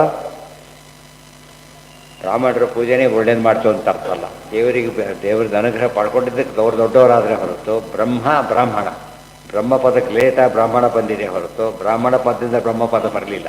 ಬೇಸಿಕ್ ಅದು. ಅದು ದೊಡ್ಡವರು ಪರಮಾತ್ಮನವರು ಇವರಲ್ಲ ಅಂದರೆ ಅರ್ಥ ಏನು ಅಂದರೆ ಅದಕ್ಕೆ ಹೇಳೋದು. ಸಮಸ್ಯೆಗಳಿದ್ದಾಗ ಯಾಕೆ ಬ್ರಾಹ್ಮಣ ಆರಾಧನೆ ಅಂತ ಮಾಡ್ತಾರೆ? ಯಾತಕ್ಕೆ? ಬ್ರಾಹ್ಮಣ ಪೂಜೆ ಮಾಡಿದಾಗ ಪರಿಹಾರ ಆಗಿಬಿಡುತ್ತೆ. ಅವ್ರ ಮೂಲಕ ದೇವರಿಗೆ ಮುಟ್ಟುತ್ತೆ, ಗೊತ್ತಾಯ್ತಾ? ಅನುಗ್ರಹ ಮಾಡ್ತಾರೆ. ಆದ್ದರಿಂದ ಬ್ರಾಹ್ಮಣ ಆರಾಧನೆ ಎಂಬುದು ಬಹಳ ವಿಶೇಷವಾದಂತಹ ಸಂಪತ್ತು ಮೊದಲಾದವರಿಗೆ ಸಾಧನೆ. ವಿಪತ್ ಪರಿಹಾರ, ಸಂಪತ್ ಪ್ರಾಪ್ತಿ, ಅನೇಕ ಕಾರಣಗಳಿಗೆ ಗೋಪೂಜಾ ಬ್ರಾಹ್ಮಣ ಪೂಜೆ. ಗೋಬ್ರಾಹ್ಮಣ ಹಿತಾಯಚ ಆದ್ದರಿಂದ ಅವರನ್ನು ಅಧಿಷ್ಠಾನ ಮಾಡ್ಕೊಂಡು ಪೂಜೆ ಮಾಡಿದರೆ ಕಷ್ಟ ಅನಿಷ್ಟ ಪರಿಹಾರ ಆಗಿ ಕೆಲಸ ಆಗುತ್ತೆ ಅಂತ ಅರ್ಥ. ಅಷ್ಟೇ ಹೊರತು ಇದು ಬಂದಿಲ್ಲ. ಯತ್ಪ್ರಸಾದೇನ ದೇವೇಂದ್ರೋ ವೇದೋದಿತ ಯಶಾಭೂತ್ ಸೋಪಿ ವಿಷ್ಣುರಮೇಯಾತ್ಮ ಸದಾ ಬ್ರಾಹ್ಮಣ ವತ್ಸಲಃ ಇತಿ ಹರಿವಂಶೇಶು. ದೇವರಿಗೆ ಯಾರಿಂದನೂ ಆಗಬೇಕಾಗಿಲ್ಲ. ವಿಷ್ಣುವಿನ ಪೂಜನೆ ಮಾಡಿದ್ದಕ್ಕೆ ಇಂದ್ರದೇವರಿಗೆ ಏನು ಬಂತು? ಇಂದ್ರ ಪದವಿ ಬಂತು. ಗೊತ್ತಾಯ್ತಾ? ಸ್ತೋತ್ರ ಇದೆ ಈಗ. ಪ್ರತಿಯೊಬ್ಬರಿಗೂ ಕೂಡ ಗರುಡ, ಶೇಷ, ರುದ್ರ 3 ಜನದ ಹೇಳಿದ್ದಾರೆ. ಬ್ರಹ್ಮದೇವರು 4 ಆಯ್ತಲ್ಲಿಗೆ 4 ಜನ ಹೇಳ್ತಾ ಇವರೆಲ್ಲ ಕೂಡ ಇಲ್ಲಿಂದ ಬಂದರು. ಶ್ರೀಜತ್ ಕಟಾಕ್ಷ ಬಲವತಿ ಅಜಿತ ಲಕ್ಷ್ಮೀನಾರಾಯಣ ಅನುಗ್ರಹದಿಂದ ಬಂದರು ಅಂತೇಳಿ 4 ದಿನ ಅಂತ ತಿಳ್ಕೊಬಾರದು. ದೊಡ್ಡವ್ರ ಹೆಸರು ಹೇಳಿಬಿಟ್ಟಿದ್ದಾರೆ. ಈಗ ಉಳಿದವರೆಲ್ಲ ಏನಿಂದ ಆಗಬೇಕೀಗ? ಅಂಡರ್ಸ್ಟುಡ್. ಇಷ್ಟು ದೊಡ್ಡವರೇ ಬಂದ ಮೇಲೆ ಇನ್ನು ಉಳಿದವರೆಲ್ಲ ಏನೀಗ? ಬ್ರಹ್ಮದೇವ್ರ ವಿಷಯ ಬಂತು, ಸೃಷ್ಟಿಕರ್ತ ಹೊರಟೋಯ್ತು, ದೇವರ ಅನುಗ್ರಹ ಬೇಕು. ರುದ್ರದೇವ ವಿಷಯ ಬಂತು, ಲಯಕರ್ತ ಅನುಗ್ರಹ, ಅದು ಹೊರಟೋಯ್ತು. ಈಗ ಶೇಷದೇವರು ಸದಾ ಭೂಮಿ ಹೊತ್ತಿರೋರು, ಅವರು ಎಲಿಮಿನೇಟ್ ಆದರು. ಗರುಡ ವಾಹನ, ಅವರು ಹೋದರು. ಇನ್ನು ಯಾರು ಹೇಳಬೇಕಾಗಿತ್ತು? ದೊಡ್ಡವರೆಲ್ಲ ಮುಗಿದೋಯ್ತು. ಈಗ ಆಮೇಲೆ ಏನರ್ಥ? ಈಗ ಉಳಿದವರೆಲ್ಲ ಕೂಡ ಇದೇ ರೀತಿಯೇ ದೈವಾನುಗ್ರಹದಿಂದ ಬರ್ತಾರೆ, ಇಲ್ದವರು ಇಲ್ಲ ಅಂತ ಅರ್ಥ. ಅದಕ್ಕೆ ಇಂದ್ರದೇವರು ಪರಮಾತ್ಮನ ಆರಾಧನೆ ಮಾಡಿದ್ದರಿಂದ ಅಷ್ಟು ಬೇರೆ ಬಂದಿದ್ದ ಅಂತ. ಪರಮಾತ್ಮ ಕೂಡ ಏನು ಮಾಡ್ತಾನೆ? ಬ್ರಾಹ್ಮಣರ ವಾತ್ಸಲ್ಯ ತೋರಿಸ್ತಾನೆ. ಅಂದರೆ ಅವ್ರಿಗೆ ಭಾರಿ ಬೇಕಾದವರಪ್ಪ ಅಂತ ಹೇಳಿದ್ರೆ ದೊಡ್ಡವರಿಗೆ ಭಾರಿ ಬೇಕಾದವ್ರು ಏನರ್ಥ? ಇವರು ಸರಿಯಾಗಿ ನೋಡ್ತಾರೆ. ಯಾಕೆ ಇವರಿಂದ ಅವ್ರ ರೆಕಮೆಂಡೇಶನ್ ಹೋಗುತ್ತೆ. ಆ ಅರ್ಥದಲ್ಲಿ ಬ್ರಾಹ್ಮಣರ ಮೇಲೆ ಪರಮಾತ್ಮನ ಭಾರಿ ಪ್ರೀತಿ ಆದ್ದರಿಂದ ಬ್ರಾಹ್ಮಣ ಎಂಬಂದು ಮತ್ತು ದುರುಪಯೋಗ ಮಾಡ್ಕೊತಿದ್ದಾರೆ ಇವತ್ತು. ಯಾವುದರಲ್ಲಿ? ಜಾತ್ಯ ಬ್ರಾಹ್ಮಣ, ಅದು ಸೆಕೆಂಡರಿ. ನಿಜವಾದ ಬ್ರಾಹ್ಮಣ ಯಾರಾಗ್ತಾರೆ? ಬ್ರಹ್ಮ ಅಣತೀತಿ ಬ್ರಾಹ್ಮಣ, ಪರಮಾತ್ಮನ ಚಿಂತನೆಯಲ್ಲೇ ಕಾಲ ಕಡಿಬೇಕು, ಅವನು ಬ್ರಾಹ್ಮಣನಾಗ್ತಾನೆ. ಎಲಿಜಿಬಲ್ ಅವನು. ಸ್ಟೂಡೆಂಟ್ ಬೇರೆ, ಪ್ರೊಫೆಸರ್ ಬೇರೆ. ಸ್ಟೂಡೆಂಟ್ ಬುದ್ಧಿವಂತ ಅಂದರೆ ಇನ್ನೂ ಪ್ರೊಫೆಸರ್ ಆಗಿದ್ದಾನೆ ಅಂತ ಅರ್ಥ ಅಲ್ಲ. ಹೀಗಿದ್ರೆ ಮುಂದೆ ಆಗ್ತಾನೆ ಅಂತ. ಅದು ಬಿಟ್ಟು ಏನಾಗಿದೆ ಇವತ್ತು ನಾವು ಅಲ್ಟಿಮೇಟ್ ಬ್ರಾಹ್ಮಣರು ಅಂತ ಬೇರೆ, ಜೊತೆಗೆ ಬರೀ ಬ್ರಾಹ್ಮಣರಲ್ಲ, ನಮ್ಮ ಬಿಟ್ಟರೆ ಬ್ರಾಹ್ಮಣರೇ ಇಲ್ಲ ಅಂತೇಳಿ. ಬ್ರಾಹ್ಮಣ ಅಲ್ಲ, ಭ್ರಮಾಧೀನಾಗಿರ್ತಾರೆ, ತಿಳ್ಕೊಬಾರ್ದು. ಅದು ಕೆಲವು ಪೋಸ್ಟಿಗೆ ಗೌರವ ಕೊಡ್ತಾರಲ್ಲ, ಹಾಗೆ ಆ ಪೋಸ್ಟ್ ಯೋಗ್ಯತೆ ಉಳಿಸ್ಕೊಂಡ್ರೆ ಇಲ್ಲದವ್ರು ಏನಾಗುತ್ತದ ಅವನಿಂದ ಅದಕ್ಕೆ ಕೆಟ್ಟ ತಿಳ್ಬಾರ್ದು. ಹಾಗಾಗಬಾರ್ದು. ಸೋಪಿ ವಿಷ್ಣು ಪರಮೇಯಾತ್ಮ ಯತ್ಪ್ರಸಾದೇನ ದೇವೇಂದ್ರೋ ವೇದೋದಿತ ಯಶಾ ಅಭೂತ್ ಸೋಪಿ ವಿಷ್ಣುರಮೇಯಾತ್ಮ ಸದಾ ಬ್ರಾಹ್ಮಣ ವತ್ಸಲಃ ಇತಿ ಹರಿವಂಶೇಶು. ಮುಂದೆ ಹೇಳ್ತಾರೆ, ಪುಮಾನ್ ಲಭೇತಾಪಿ ಅತಿವೇಲಮಾತ್ಮನಃ. ಇದೆಲ್ಲ ಸನಕಾದಿಗಳು, ಸನತ್ಕುಮಾರರು ಪುತ್ರರಾಚಕರು ಉಪದೇಶವನ್ನು ಮಾಡ್ತಾರೆ. ಆ ಭಾಗ ಇದು. ಸನತ್ಕುಮಾರರು ಉಪದೇಶವನ್ನು ಮಾಡ್ತಾರೆ ಪೃಥ್ವಿಚಕ್ರವರ್ತಿಗೆ. ಪೃಥ್ವಿಚಕ್ರವರ್ತಿ ತನ್ನ ಉಪದೇಶ ತೊಗೊಂಡಿಷ್ಟು ಮಾಡ್ತಿರ್ಬೇಕಾದ್ರೆ ಸನತ್ಕುಮಾರ್ಗಿಂತ ಕಡಿಮೆ ಆಗಬೇಕಾದ್ರೆ ಸಾಕ್ಷಾತ್ ಅವತಾರ ಹೇಗಾಗ್ತಾನೆ? ಸಾಧ್ಯ ಇಲ್ಲ. ಅದಕ್ಕೆ ಹೇಳ್ತಾರೆ, ಪುಮಾನ್ ಲಭೇತ ಅಪಿ ಅತಿವೇಲಮಾತ್ಮನಃ ಪ್ರಸಾದತೋ ಅತ್ಯಂತ ಶಮಂ ಸ್ವತಃ ಸ್ವಯಂ ಯನ್ನಿತ್ಯ ಸಂಬಂಧ ನಿಷೇಧಯ ತತಃ ಪರಂ ಕಿಮತ್ ಪ್ರಾಪ್ತಿ ಸುಖಂ ಹವಿರ್ಭುಜಾ. ಪುಮಾನ್ ಲಭೇತ ಅಪಿ ಅತಿವೇಲಮಾತ್ಮನಃ ಪ್ರಸಾದತಃ ಅತ್ಯಂತ ಶಮಂ ಸ್ವತಃ ಸ್ವಯಂ. ಪರಮಾತ್ಮ ಅನುಗ್ರಹದಿಂದ ಒಬ್ಬ ಮನುಷ್ಯ ಬಹಳಷ್ಟು ಸಾಧನೆ ಮಾಡೋಕ್ಕೆ ಸಾಧ್ಯ ಇದೆ. ಯನ್ನಿತ್ಯ ಸಂಬಂಧ ನಿಷೇವಯಾಯ ತತಃ ಇನ್ನು ಕಿಮತ್ರಾಸ್ತಿ ಸುಖಂ ಹವಿರ್ಭುಜಂ. ಸಾಮಾನ್ಯ ಮನುಷ್ಯನೇ ದೇವರ ಅನುಗ್ರಹ ಪಡ್ಕೊಂಡಷ್ಟು ಮೇಲೆ ಬರ್ತಾನೆ. ಇವರೆಲ್ಲ ದೇವತೆಗಳು ಯಾವಾಗಲೂ ಕಾಂಟ್ಯಾಕ್ಟ್ ಇರೋರು. ದೊಡ್ಡ ದೊಡ್ಡ ಆಫೀಸರ್ಸು ಬೇರೆ ಕಾಂಟ್ಯಾಕ್ಟ್ ಸಾಮಾನ್ಯವಾಗಿರುತ್ತೆ. ಅವರವ್ರ ನಿತ್ಯದಲ್ಲಿ ಬಿಟ್ಟಾಗ್ತಿರ್ತಾರೆ. ಸಾಮಾನ್ಯ ಕನಿಷ್ಠ ಅವನಾಗಿ ಎಮ್ ಎಲ್ ಎ ಗೊತ್ತು, ಎಂ ಪಿ ಗೊತ್ತು ಅಂತಲೇ ಹಾರಾಡೋದಾದರೆ ಜೊತೆಗಿರೋರು ಹೇಗಿರಬೇಕಾಗಿದ್ದರೆ ಬರೀ ಗೊತ್ತೂ ಅಲ್ಲ, ಅವ್ರು ಅಡ್ವೈಸ್ ಮಾಡ್ತಿರ್ತಾರೆ ಎಷ್ಟೋ ಸಲ ಆ ವಿಷಯದಲ್ಲಿ. ಆದ್ದರಿಂದ ದೇವತೆಗಳು ಭಾರಿ ದೊಡ್ಡವರಾಗಿದ್ದಾರೆ. ಒಟ್ಟಿನ ಮೇಲೆ ಇವರ ಸಂಘ ಅನುಗ್ರಹಕ್ಕೆ ಸಂಪಾದನೆ ಮಾಡೋದು ಅಂತ ಹೇಳಿದರೆ ಹತ್ರ ಹೋಗೋದು ಅಂದರೆ ಭಕ್ತಿಯಿಂದ, ಇಲ್ಲವರೆ ಸಾಧ್ಯ ಇದೆ. ತಸ್ಮಾನ್ ಮೋಕ್ಷ ಸುಖಾತ್ ಪರಂ ಸುಖಂ ಹವಿರ್ಭುಜಾಂ ದೇವಾನಾಮಪ್ಯತ್ರ ಸಂಸಾರೇ ಅಸ್ತಿ ಕಿಂ. ಆದ್ದರಿಂದಲೇ ಪರಮಾತ್ಮ ಸ್ವಂತ ಸುಖ ಅವರದಲ್ಲ. ಇವರ ಅನುಗ್ರಹಕ್ಕೆ ಪಾತ್ರವಾಗಿದ್ದ ದೇವತೆಗಳು ಇಲ್ಲೂ ಕೂಡ ಮೇಲಿದ್ದಾರೆ, ಮುಕ್ತಿಯಲ್ಲೂ ಮೇಲಿರ್ತಾರೆ. ಒಳ್ಳೆ ಸಂಬಳ, ಒಳ್ಳೆ ಕೆಲಸ, ರಿಟೈರ್ ಆದಮೇಲೂ ಪೆನ್ಷನ್ ಜಾಸ್ತಿಯೇ ಇರ್ತಲ್ಲ, ಆ ಥರ ಮುಕ್ತಿಯಲ್ಲೂ ಕೂಡ ಅವರು ಮೇಲೇನೇ ಇರ್ತಾರೆ. ತಾರತಮ್ಯ ಮತ್ತೆ ಹೇಳಿದೆ. ಅಜ್ಞಾತ್ಯನಂತಹ ಖಲು ತತ್ವಕೋವಿದೈಃ ಶ್ರದ್ಧಾಹುತಂ ಯನ್ಮುಖೈದ್ಯನಾಮಭಿಃ ನ ವೈ ತಥಾ ಚೇತನಯಾ ಬಹಿಷ್ಕೃತೆ ಹುತಾಶನೇ ಪಾರಮಹಂಸ್ಯವರ್ಯಗುಃ. ಪಾರಮಹಂಸ್ಯವರ್ಯ ಗಾವೋ ಯಸ್ಯ ಅಜ್ಞಾತ್ಯನಂತಹ ಖಲು ತತ್. ಇದು ನೋಡಿ ಭಾಳ ಇಂಪಾರ್ಟೆಂಟ್ ಇದೆ. ಯಾತಕ್ಕೆ ಬ್ರಾಹ್ಮಣ ಭೋಜನ ಅಂತ ಮಾಡಿಸ್ತಾರೆ ಎಂಬುದಕ್ಕೆ ಕಾರಣ ಇದೆ. ಬ್ರಾಹ್ಮಣ ಭೋಜನ ಯಾತಕ್ಕೆ ಮಾಡಿಸ್ತಾರೆ ಅಂದರೆ ಅಜ್ಞಾತ್ಯನಂತಹ ಖಲು ತತ್ವಕೋವಿದೈಃ. ಯಾವಾಗಲೂ ಕೂಡ ಪರಮಾತ್ಮ ಡೈರೆಕ್ಟ್ ಸ್ವೀಕಾರ ಮಾಡೋದು ಯಾರಿಂದ? ಯಾಕೆ? ಬ್ರಾಹ್ಮಣೋಸ್ಯ ಮುಖಮಾಸಿ, ಮುಖದಿಂದ ಊಟ ಮಾಡ್ತಾರೆ. ಪರಮಾತ್ಮನ ಮುಖ ಯಾರು? ಬ್ರಾಹ್ಮಣರು. ಆದ್ದರಿಂದ ಬ್ರಾಹ್ಮಣರಿಗೆ ಹಾಕಿದ್ರೆ ಡೈರೆಕ್ಟಾಗಿ ದೇವರು ಮುಟ್ಟಿದಾಗ ಗೊತ್ತಾಯ್ತಾ? ಅದಕ್ಕೇನೆ ಬ್ರಾಹ್ಮಣ ಸಮಾರಾಧನೆ ಭಾರಿ ದೊಡ್ಡದು. ಹೋಮಹವನ ಬಿಡಬಾರದು ಅಂತಲ್ಲ, ಆದರೆ ಅದಕ್ಕಿಂತ ಜಾಸ್ತಿ ಸನ್ನಿಧಾನ ಎಲ್ಲಿದೆ? ಇಲ್ಲಿದೆ. ಯಾಕೆ? ಅಲ್ಲಿ ತಗೊಳ್ಳೋದು ಕ್ರಮೇಣ ಕಾಣಿಸೋದಿಲ್ಲ. ಅಗ್ನಿಮುಖ, ಇಲ್ಲಿ ಬ್ರಾಹ್ಮಣ ಮುಖ. ಅಗ್ನಿಯ ಮೂಲಕ ಅಲ್ಲಿ ಸ್ವೀಕಾರ ಮಾಡ್ತಾನೆ, ಬ್ರಾಹ್ಮಣರು ಇಲ್ಲಿ ಸ್ವೀಕಾರ ಮಾಡ್ತಾನೆ. ಇದು ನಮಗೆ ಸ್ಪಷ್ಟ ನೇರ ಕಣ್ಣು ಕಾಣಿಸ್ತಾ ಚೆನ್ನಾಗಿದೆ. ಅಲ್ಲಿ ಉತ್ತರ ಕೊಡೋದಿಲ್ಲ, ಅದು ಹಸಿರಾಯಿತ ರೆಸ್ಪಾಂಡ್ ಮಾಡ್ತಾರೆ. ಆದ್ದರಿಂದನೇ ಎಂದೂ ಕೂಡ ಏನು ಮಾಡಬೇಕು? ಫಸ್ಟ್ ಚಾಯ್ಸು ಬ್ರಾಹ್ಮಣ ಭೋಜನ, ಸೆಕೆಂಡು ಯಜ್ಞ, ಥರ್ಡು ಪೃಥ್ವಿಯಲ್ಲಿ ಪೂಜೆ. 3 ಭಾಗ ಇದೆ. ಬ್ರಾಹ್ಮಣ ಅಂತರ್ಗತವಾದ ಪೂಜೆ ಎಂಬುದು ದೇವರಿಗೆ ಡೈರೆಕ್ಟ್ ತಲುಪುತ್ತೆ. ಭಗವದ್ಗೀತೆಯಲ್ಲಿ ಬಂದು ದೇವದ್ವಿಜ ಪ್ರಾಜ್ಞ ಪೂಜನಂ ನೋಡಿದ್ದೆ. ಇದು ಕೊನೆಗೆ ಹೇಳಬೇಕಾದ್ರೆ ದೇವತೆಗಳಿಗೆ ಬ್ರಾಹ್ಮಣರಿಗೆ ಅವರೆಲ್ಲ ಮಾಡ್ತಕ್ಕಂಥ ಪೂಜೆ ಯಾರಿಗೆ ಸಲ್ಲುತ್ತೆ? ದೇವರಿಗೆ ಅತ್ಯಂತ ಹತ್ತಿರ, ದೊಡ್ಡ ತಪಸ್ಸು ಅಂತ ಕರೀತಾರೆ. ಮತ್ತು ಉದಾಹರಣೆ, ಒಂದು ಪ್ರತಿಮೆ ಇದೆ, ಮಾತಾಡೋದಿಲ್ಲ, ಪುಸ್ತಕ ಓದಿದ್ರೆ ಅರ್ಥ ಆಗುತ್ತೆ. ವೇದವ್ಯಾಸ ಸನ್ನಿಧಾನ ಇರುತ್ತೆ, ಉತ್ತರ ಕೊಡುತ್ತೆ. ಎಷ್ಟು ಡಿಫ್ರೆನ್ಸ್ ಇದೆ ಎರಡಕ್ಕೂ ಕೂಡ. ಪ್ರತಿಮೆ ಎಷ್ಟು ಮಾಡಿದರೂ ಕೂಡ ಮಾತುಕತೆ ಡೈರೆಕ್ಟ್ ಕರೆಸ್ಪಾಂಡೆನ್ಸ್ ಇಲ್ಲ. ಪುಸ್ತಕದಿಂದ ಓದಕ್ಕೆ ನಮಗೆ ಬರೋಕ್ಕೆ ಶುರುವಾಗುತ್ತೆ. ಅದಕ್ಕೇನೆ ಕ್ರಮದಲ್ಲಿ ಫಸ್ಟ್ ಪ್ರಿಫರೆನ್ಸ್ ಯಾರಿಗೆ ಕೊಡಬೇಕು? ಚೇತನ ಪ್ರತಿಮೆಗಳು. ಚೇತನ ಪ್ರತಿಮೆಗಳು ಬ್ರಾಹ್ಮಣ. ಆದರೆ ಅಗ್ನಿ ಎಂಬುದೇನು ಇನ್ ಬಿಟ್ವೀನ್, ಹೋಮ ಹವನ ಇನ್ ಬಿಟ್ವೀನ್ ಅದು. ಇನ್ನು ಪ್ರತಿಮಾ ಪೂಜೆ ಎಂಬುದೇನು ಥರ್ಡ್ ಅದು. ಆದರೆ ಪ್ರತಿಮಾ ಪೂಜೆ ಮಾಡಿದ ಮೇಲೆ ಹೋಮಕ್ಕೆ ಅಧಿಕಾರ, ಹೋಮ ಮಾಡಿದ್ರೇ ಭೋಜನಕ್ಕೆ ಅಧಿಕಾರ. ಆದ್ದರಿಂದ ನೋಡೋದಕ್ಕೆ ಇದ್ದಿದ್ದರೂ ಕೂಡ ಡೈರೆಕ್ಟ್ ಈ ಕಡೆಯಿಂದ ಹೋಗ್ತೇವೆ, ಆ ಕಡೆ ಲಿಂಕ್ ಆಗದೆ ಹೋದರೆ ಎರಡಕ್ಕೂ ಬೆಲೆ ಇಲ್ಲ. ಪೂಜೆ ಬಿಟ್ಟು ಬ್ರಾಹ್ಮಣ ಊಟ ಮಾಡ್ತೀನಿ ಅಂತ ಹೋಗಬಾರ್ದು. ಗೊತ್ತಾಯ್ತು? ದೇವ್ರ ಪೂಜೆಯಾಗಿ ನೈವೇದ್ಯ ಆಗಬೇಕು, ಆಮೇಲೆ ವೈಷ್ಣವ ಹೋಮ ಆಗಬೇಕು, ಆಮೇಲೆ ಬಡಿಸ್ಬೇಕು. ಪ್ರತಿನಿತ್ಯ ಇರೋದು ಹಾಗೇನೆ, ಪೂಜೆ, ಹೋಮ, ಆಮೇಲೆ ಭೋಜನ. ಮೊದಲು ಬ್ರಾಹ್ಮಣರಿಗೆ ಊಟಕ್ಕೆ ಹಾಕಿ ದೇವ್ರ ಪೂಜೆ ಕೊಡೋದುಂಟ ಎಲ್ಲಾದರೂ? ಇಲ್ಲ. ಈ ಕ್ರಮದಲ್ಲಿ ಮಾಡಬೇಕು. ಅಂದರೆ ಯಾವ ಪಿತೃಕಾರ್ಯಕ್ಕಿಂತ ದೇವಕಾರ್ಯ ಭಾರಿ ದೊಡ್ಡದು. ಆದರೆ ಪಿತೃಕಾರ್ಯ ದೇವಕಾರ್ಯ ಕ್ಲಾಶ್ ಬಂದಾಗ ಯಾವ್ದು ಮಾಡಬೇಕು? ಪಿತೃಕಾರ್ಯ ಮಾಡೋದು. ವರಮಹಾಲಕ್ಷ್ಮಿ ಹಬ್ಬ ಇಟ್ಕೊಂಡಿದ್ದಾರೆ, ಪಿತೃಕಾರ್ಯ ಬಂತು, ಎಷ್ಟೋ ಅವ್ರಿಗೆ ಆಗತ್ತೆ ಪಾಪ. ತಿಥಿ ವ್ಯತ್ಯಾಸ ಬಂದುಬಿಟ್ರೆ ಏನಾಯ್ತು ಅಲ್ಲಿಗೆ?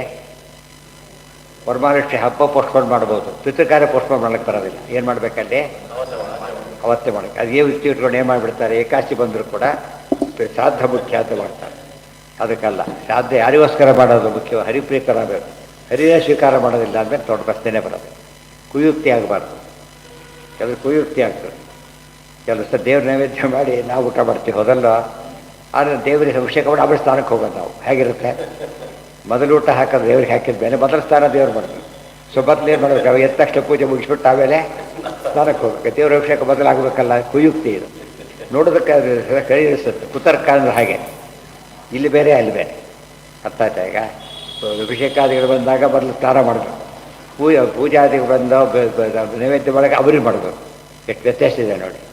ಸುಮ್ಮನೆ ಇದಕ್ಕೆ ಕುತರ್ಕ ಅಂತ ಕರೆಯೋದು. ತುಂಬ ದಿನ ವಾದ ಮಾಡ್ತಾ ಮಾಡ್ತಾ ಕೇಳಿಸ್ಬಿಡ್ತಾರೆ. ಇನ್ನೊಂದು ವಾದ ಮಾಡಿ ನಮ್ಮಲ್ಲೇ ಇದ್ದಾರೆ. ಮೊದಲು ವೈಷ್ಣವ ಮಾಡಿ ಆಮೇಲೆ ದೇವ್ರ ನೈವೇದ್ಯ ಮಾಡಬೇಕು ಅಂತ ಹೇಳಿರ್ತಾರೆ, ಗೊತ್ತಾ ನಿಮಗೆ? ಯಾಕೆ ದೇವರಿಗೆ ಸ್ವಲ್ಪ ಪಂಚಸೂರ ಕೊಟ್ಟಾಗಲ್ಲ ದೇವರಿಗೆ, ಅರ್ಥ ಆಯ್ತಾ? ಅವ್ರ ಆರ್ಗ್ಯುಮೆಂಟ್ ಗೊತ್ತಾಯ್ತಾ ನಿಮಗೆ? ಉಪನ್ಯಾಸ ಮಾಡ್ತಾರೆ ಕೆಲವರು ಇಂಥದನ್ನು, ಎಷ್ಟು ತಿಳಿತಿಲ್ಲ. ಮತ್ತೆ ವಾಯುದೇವ್ರ ತೀರ್ಥ ಮೊದಲು ತೊಡ ಅದು ದೇವ್ರ ತೀರ್ಥ ಹೋಗ್ಬೇಕು. ಯಾಕೆ ಮುಕುಂದ ಭಕ್ತಿ ಗುರುಭಕ್ತಿ ಜಾಯ ಆದ್ದರಿಂದ ಮೊದಲು ವಾಯುದೇವ್ರ ತೀರ್ಥ ಹೋಗ್ಬೇಕು, ಆಮೇಲೆ ದೇವ್ರ ತೀರ್ಥ ಹೋಗ್ಬೇಕು. ಇದಕ್ಕೆ ಸ್ವಲ್ಪ ದಾರಿ ತಪ್ಪಿಟ್ಬಿಟ್ಟು ಅರ್ಥ ಶುರುವಾಗ್ತದೆ. ಹಾಗಿದ್ದರೆ ಇದು ಇವಾಗ ಎಲ್ಲಿ ಬಂತೀಗ? ದೇವ್ರ ಪೂಜೆ ಮುಗಿಸಿ ಅದರ ಸ್ಥಾನಕ್ಕೆ ಹೋಗ್ಬೇಕು ಅಷ್ಟು ಹೋಗ್ಬೇಕಷ್ಟೇ. ಅದು ಹೋಗ್ತಾನ ಇಲ್ಲ ಅಂದಮೇಲೆ ಅದು ಕೆಲವು ಕಾರ್ಯಗಳಿಗೆ ಮೊದಲು ತಾನು ಮಾಡಬೇಕು, ಕೆಲವು ಕಾರ್ಯದ ಮೊದಲು ಅವ್ರು ಮಾಡಬೇಕು. ಅದಕ್ಕೆ ತರ್ಕ ಯಾವಾಗಲೂ ಕೂಡ ಮಿಸ್ಗೈಡ್ ಮಾಡುತ್ತೆ. ಆದ್ದರಿಂದ ತರ್ಕದ ಮೇಲೆ ಅವಲಂಬಿಸಿ ಮಾತಾಡಬಾರ್ದು. ತರ್ಕ ಸೆಕೆಂಡರಿ ಯೂಸೇ ಹೊರತು ಪ್ರೈಮರಿ ಉಪಯೋಗಿಸ್ಬಾರ್ದು ತರ್ಕ. ಇವತ್ತು ಪ್ರೈಮರಿ ಯೂಸ್ ಉಪಯೋಗಿಸ್ಬಿಟ್ರೆ ರಾಂಗ್ ಆನ್ಸರ್ ಬರುತ್ತೆ ಅಂತ. ಏನು ಹಾಂ ಏನು ಯಾರಿಗೆ 2 ಸ್ಥಾನ ಎಲ್ಲಿ ಹೇಳಿದ್ದಾರೆ? ಎಲ್ಲಿ ಹೇಳಿದ್ದಾರೆ 2 ಸ್ಥಾನ? ಇಲ್ಲ ಇಲ್ಲ ಇಲ್ಲ.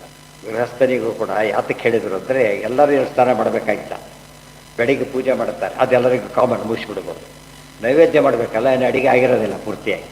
ಅದು ಬಾಧ್ಯಾನ ಸಂಧ್ಯಾವಂದನ, ಆಮೇಲೆ ದೇವ್ರ ನೈವೇದ್ಯ, ಆಮೇಲೆ ಇದು ಅಷ್ಟೇ ಹೊರತು ಅವರು ಸ್ನಾನ ಮಾಡಲೇಬೇಕಾಗ್ತದೆ. ಇವತ್ತು ಉದಾಹರಣೆಗೆ ತುಳಸಿನ ಬುಟ್ಟಿದ ಮೇಲೆ ಸ್ನಾನ ಮಾಡಬೇಕು ಅಂತಿದೆ. ಬರೀ ತುಳಸಿ ಬಿಟ್ಟು ಸ್ನಾನ ಮಾಡಬಾರದು, ತುಳಸಿ ಬಿಡಿಸಿದ್ರೆ. ಆಮೇಲೆ ಇನ್ನೂ ಪೂಜೆ ಆಗದೆ ಹೋದರೆ ಆಗ ಸ್ನಾನ ಮಾಡಿ ಹೋಗ್ಬೇಕು, ಅಷ್ಟೇ ಹೊರತು ಇದಲ್ಲ. ಸ್ನಾನ ಮಾಡಿ ತುಳಸಿ ತೆಗಿಬೇಕು, ತುಳಸಿದಾಗ ಸ್ನಾನ ಮಾಡಬೇಕು. ಮತ್ತೆ ಆ ಅರ್ಥ ಅಲ್ಲ ಅದಕ್ಕೆ. ಸ್ನಾನ ಮಾಡಿ ತುಳಿಸಬೇಕು ಫಸ್ಟ್, ಅದು ಗೊತ್ತಾಯ್ತಾ? ಪೂಜೆ ಎಲ್ಲ ಮುಗಿಸಿ ತೀರ್ಥಕ್ಕಿಂತ ಮುಂಚೆ ತುಳಸಿ ಬಿಡಿಸ್ಬಿಟ್ಟು ಸ್ನಾನ ಮಾಡಬೇಕಾಗಿಲ್ಲ. ಅದು ದೇವ್ರ ಪೂಜೆಗೆ ಹೋಗಬೇಕು ಅಂತಿದ್ರೆ ಮತ್ತೆ ಸ್ನಾನ ಮಾಡಬೇಕು. ಪೂಜೆ ಮಾಡಿ ಮೇಲೆ ತೆಗೆದ್ರೆ ದೋಷ ಇಲ್ಲ, ಅಥವಾ ಪೂಜೆ ಮಾಡಿದವರು ತೆಗೆದುಕೊಟ್ರೂ ದೋಷ ಇಲ್ಲ. ಅರ್ಥ ಆಯ್ತಾ? ಆ ರೀತಿ ಯಾವುದು ಹೇಳಿ. ಹಾಂ ಹಾಂ ಹಾಂ ಹೌದು, ಮಾನಸಿಕ ಹಾಂ ಹಾಂ ಹಾಂ ಆಯ್ತು ಹಾಂ ಹಾಂ ಹಾಂ ಹಾಂ ಇಲ್ಲ ಹೇಳಿದ್ದಾರೆ 2 ಸ್ಥಾನ ಅಂದರೆ ಅಷ್ಟೇ ಅರ್ಥ.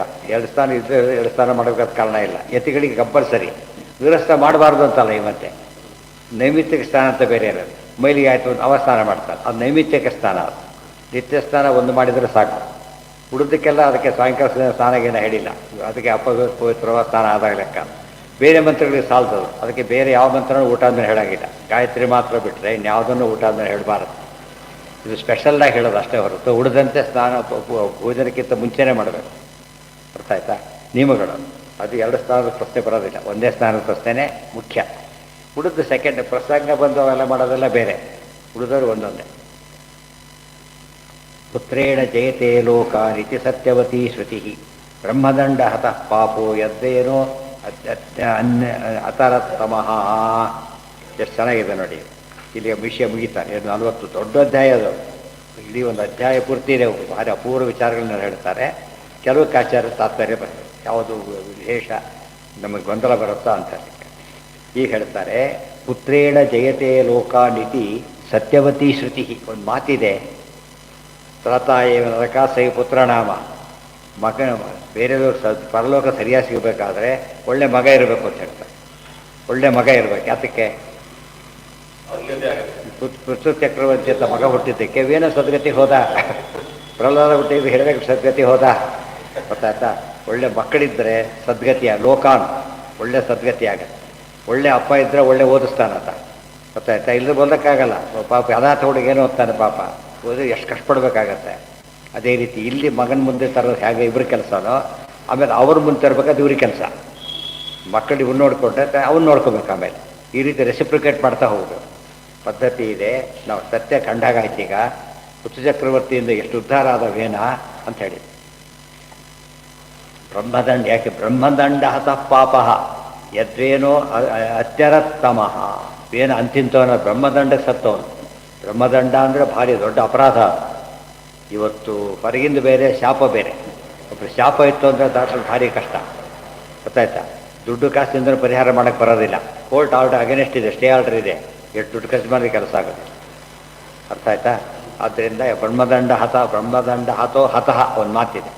ಬ್ರಹ್ಮದಂಡ ಹತೋ ಹತಃ ನಿಜವಾದ ಸಾವು ಅಂದರೆ ಬ್ರಾಹ್ಮಣ ಶಾಪ ಕೊಟ್ಟರೆ ದೊಡ್ಡ ಶಾಪ ಸಾವು ಅಂತ. ಯಾಕಂದ್ರೆ ರಿಪೇರ್ ಮಾಡೋಕ್ಕೆ ಬರಲ್ಲ ಅದನ್ನು. ಸುಪ್ರೀಂ ಕೋರ್ಟ್ ಆರ್ಡರ್ ಇತ್ತು ಹಾಗೆ, ಒಂದು ಉದ್ಧಾರ ಆಗಬೇಕು, ನಾಶ ಆಗಬೇಕು. ಅದಕ್ಕೆ ಪರೀಕ್ಷಿತ ಶೃಂಗಿ ಸಣ್ಣ ಹುಡುಗ ಅದು ಕೊಟ್ಟಿದ್ದ ಶಾಪನ. ಚಕ್ರವರ್ತಿ ಸಾಯ್ಬೇಕಾಯ್ತು ಅದಕ್ಕೋಸ್ಕರ. ಅಷ್ಟು ಪವರ್ಫುಲ್ ಅದು ಬ್ರಹ್ಮದಂಡ. ಆದರೆ ಅಂಥ ಬ್ರಹ್ಮದಂಡ ಹತನಾದ ವೇರನು ಸದ್ಗತಿ ಹೋಗಿಬಿಟ್ನಲ್ಲ, ಅದಕ್ಕೆ ಈ ಮಾತು ಸತ್ಯ. ಒಳ್ಳೆ ಮಗ ಇದ್ದರೆ ತಂದೆ ಸದ್ಗತಿ ಹೋಗ್ತದೆ. ತಂದೆ ಅಂದರೆ ತಂದೆ ಅಷ್ಟೇ ಅಲ್ಲ, ಪಿತೃಗಳೆಲ್ಲ 21 ಯಥಾಪುಗಳು ಲೆಕ್ಕ ಇರ್ತಾರಲ್ಲ, ಆ ಥರ ಸದ್ಗತಿ ಹೋಗ್ತಾರೆ. ಬ್ರಹ್ಮದಂಡ ಹತ ಪಾಪೋ ಯದ್ವೇನೋ ಅತ್ಯರತ್ತಮಃ. ತಮಃ ತಮಸ್ಸನ್ನು ದಾಟಿಬಿಟ್ಟ. ತಮಸ್ಗೆ ಹೋಗಬೇಕಾಗಿತ್ತು, ಹೋಗಲಿಲ್ಲ. ಆಚಾರ ಕ್ಲಾರಿಫಿಕೇಶನ್ ಕೊಡ್ತಾರೆ. ಹಾಗಲ್ಲ, ಭಾಗ ಇದೆ. ವೇನಸ್ಥೋ ರಾಜಸೋ ಜೀವ ಪೃಥುನಾ ಸ್ವರ್ಗತಿಂ ಗತಃ ಸ್ವಯಂತು ತಮ ಏವಾಪ ಸಾತ್ವಿಕ ಪೃಥುತಾ ಮಗಾತ್. 3 ಭಾಗ ಇದೆ. ಹಿಂದೆ ಹೇಳಿದ್ದು ಎಕ್ಸ್ಪ್ಲೇನ್ ಮಾಡ್ತಾರೆ. ವೇನಸ್ಥಃ ರಾಜಸೋ ಜೀವ. ವೇನ 3 ಜೀವರಿದ್ದರು. ತಾಮಸ ಜೀವ, ಸಾತ್ವಿಕ ಜೀವ, ಈ ಜೀವ. ತಾಮಸ ರಾಜ 3 ದೇಹನೂ ಅದರಲ್ಲಿದ್ದರು. ಮೊನ್ನೆ ಬಂದಿದೆ ಅದು. ಅವನು ಹುಟ್ಟಿದ ನಿಷಾದನಾದ ಎಲ್ಲ ಹೇಳಿದ್ದಾರೆ. ಆ ಸಾತ್ವಿಕ ಜೀವ ಸದ್ಗತಿ ಆಯಿತು. ಜೀವದ್ವಯಾವೇಶ ಯಾರಲ್ಲಿತ್ತೋ? ಹಿರಣ್ಯಕಶಿಪುವಿನೊಳಗೆ. ಇಲ್ಲಿ 3 ಇತ್ತು ಇವನಲ್ಲಿ, 3 ಇತ್ತು. ಆದ್ದರಿಂದ ತಮಸ್ಗೆ ಹೋಗೋವೇನೋ ತಮಸ್ಗೆ ಹೋದವನು, ಮೂಲಭೂತ ಕೆಟ್ಟವನು ತಮಸ್ಗೆ ಹೋದ. ಮಧ್ಯದವನು ಸ್ವರ್ಗಕ್ಕೆ ಹೋದ. ಪೂರ್ತು ಚಕ್ರವರ್ತಿ ಮೋಕ್ಷಕ್ಕೆ ಹೋಗ್ತಾನೆ. ಈ 3 ಹಂತ ಇದೆ ಅದರಲ್ಲಿ. ಆದ್ದರಿಂದ ಯಾತಕ್ಕೆ ಕ್ಲಾರಿಫಿಕೇಶನ್ ಕೊಟ್ಟರು? ವೇರನೇ ಸದ್ಗತಿ ಹೋದ ಅಂತ ಆಗಿಬಿಟ್ರೆ, ಹೇಗೆ ಹಿರಣ್ಯಕಶಿಪುವಿನ ಸದ್ಗತಿ ಹೋದ ಅಂಬೋದು ತಪ್ಪು, ಒಳಗಿನ ಜಯ ಹೋದ. ಅದೇ ರೀತಿ ಒಳಗಿನ ಸಜ್ಜೀವ ಹೋದನೆ ಹೊರತು ಯಾರು ಹೋಗಲಿಲ್ಲ, ದುರ್ಜೀವ ಹೋಗಲಿಲ್ಲ. ಇವರು ದುಷ್ಟತನಕ್ಕೆ ಅರ್ಥನೇ ಇಲ್ಲ. ಅರ್ಥ ಆಯ್ತಾ? ಈಗ ನಿಜ ಸ್ವರೂಪತ ದುಷ್ಟದ ಉದ್ಧಾರ ಮಾಡೋದಾದರೆ ಆ ಉದ್ಧಾರ ಪದಕ್ಕೆ ಅರ್ಥ ಇದೆ. ಗೊತ್ತಾಯ್ತಾ? ಅಷ್ಟೇ.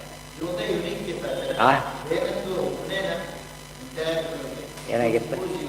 ಏನ ಜೀವತ್ರಯಾವೇಶ ಎಲ್ಲಿಲ್ಲ, ಬೇರೆ ಒಂದೇ ಕೇಸ್ ಅಲ್ಲ, ಬೇಕಷ್ಟೇ ಅಲ್ಲ. ಇದೊಂದು ಕೇಸ್, ಇದು ಒಂದು ಕೇಸ್ ಅಷ್ಟೇ ಹೊರತು ಒಂದೇ ಕೇಸ್ ಅಲ್ಲ. ಇದು ಬೇರೆ ಕೇಸ್ ಇದ್ದಾರೆ. ನರಕಾಸುರಲ್ಲೂ ಇದ್ದ ಅಂತ ಹೇಳ್ತಾರೆ. ಬ್ರಹ್ಮದಂಡ ಹತಃ ಪಾಪೋ ಯದ್ವೇನೋ ಅತ್ಯರತ್ತಮಃ ವೇನಸ್ಥೋ ರಾಜಸೋ ಜೀವ ಪೃಥುನಾ ಸ್ವರ್ಗತಿಂ ಗತಃ ಸ್ವಯಂತು ತಮ ಏವಾಪ ಸಾತ್ವಿಕ ಪೃಥುತಾ ಮಗಾತ್. ಈಗ 3 ಇದ್ದಾರೆ. ಇತಿಗಾರುಡೆ. ಈ ಮಾತು ಹಾಗೆ ಅರ್ಥ ಮಾಡ್ಕೊಂಡ್ಬಿಟ್ಟಿದ್ರೆ, ಮಗ ಒಳ್ಳೆಯವರಿದ್ದರೆ ತಂದೆ ಏನು ಮಾಡಿದ್ರೆ ನಡೆಯುತ್ತೆ ಅನ್ನೋ ಭಾವನೆ ಬರ್ತಿತ್ತು. ಅವನು ತನ್ನ ಮಗ ಸರಿ ಇದ್ರೆ ಸಾಕು ಅಂತ ಅವನು ಶುರು ಮಾಡ್ತಿದ್ದ. ಎಲ್ಲರೂ ಹತ್ತೋರೆ ಆಗಿರ್ತಿದ್ರೆ ಹೊರತು ಒಳ್ಳೆಯವನು ಬರ್ತಾನೆ ಇರಲಿಲ್ಲ. ಅದಲ್ಲ.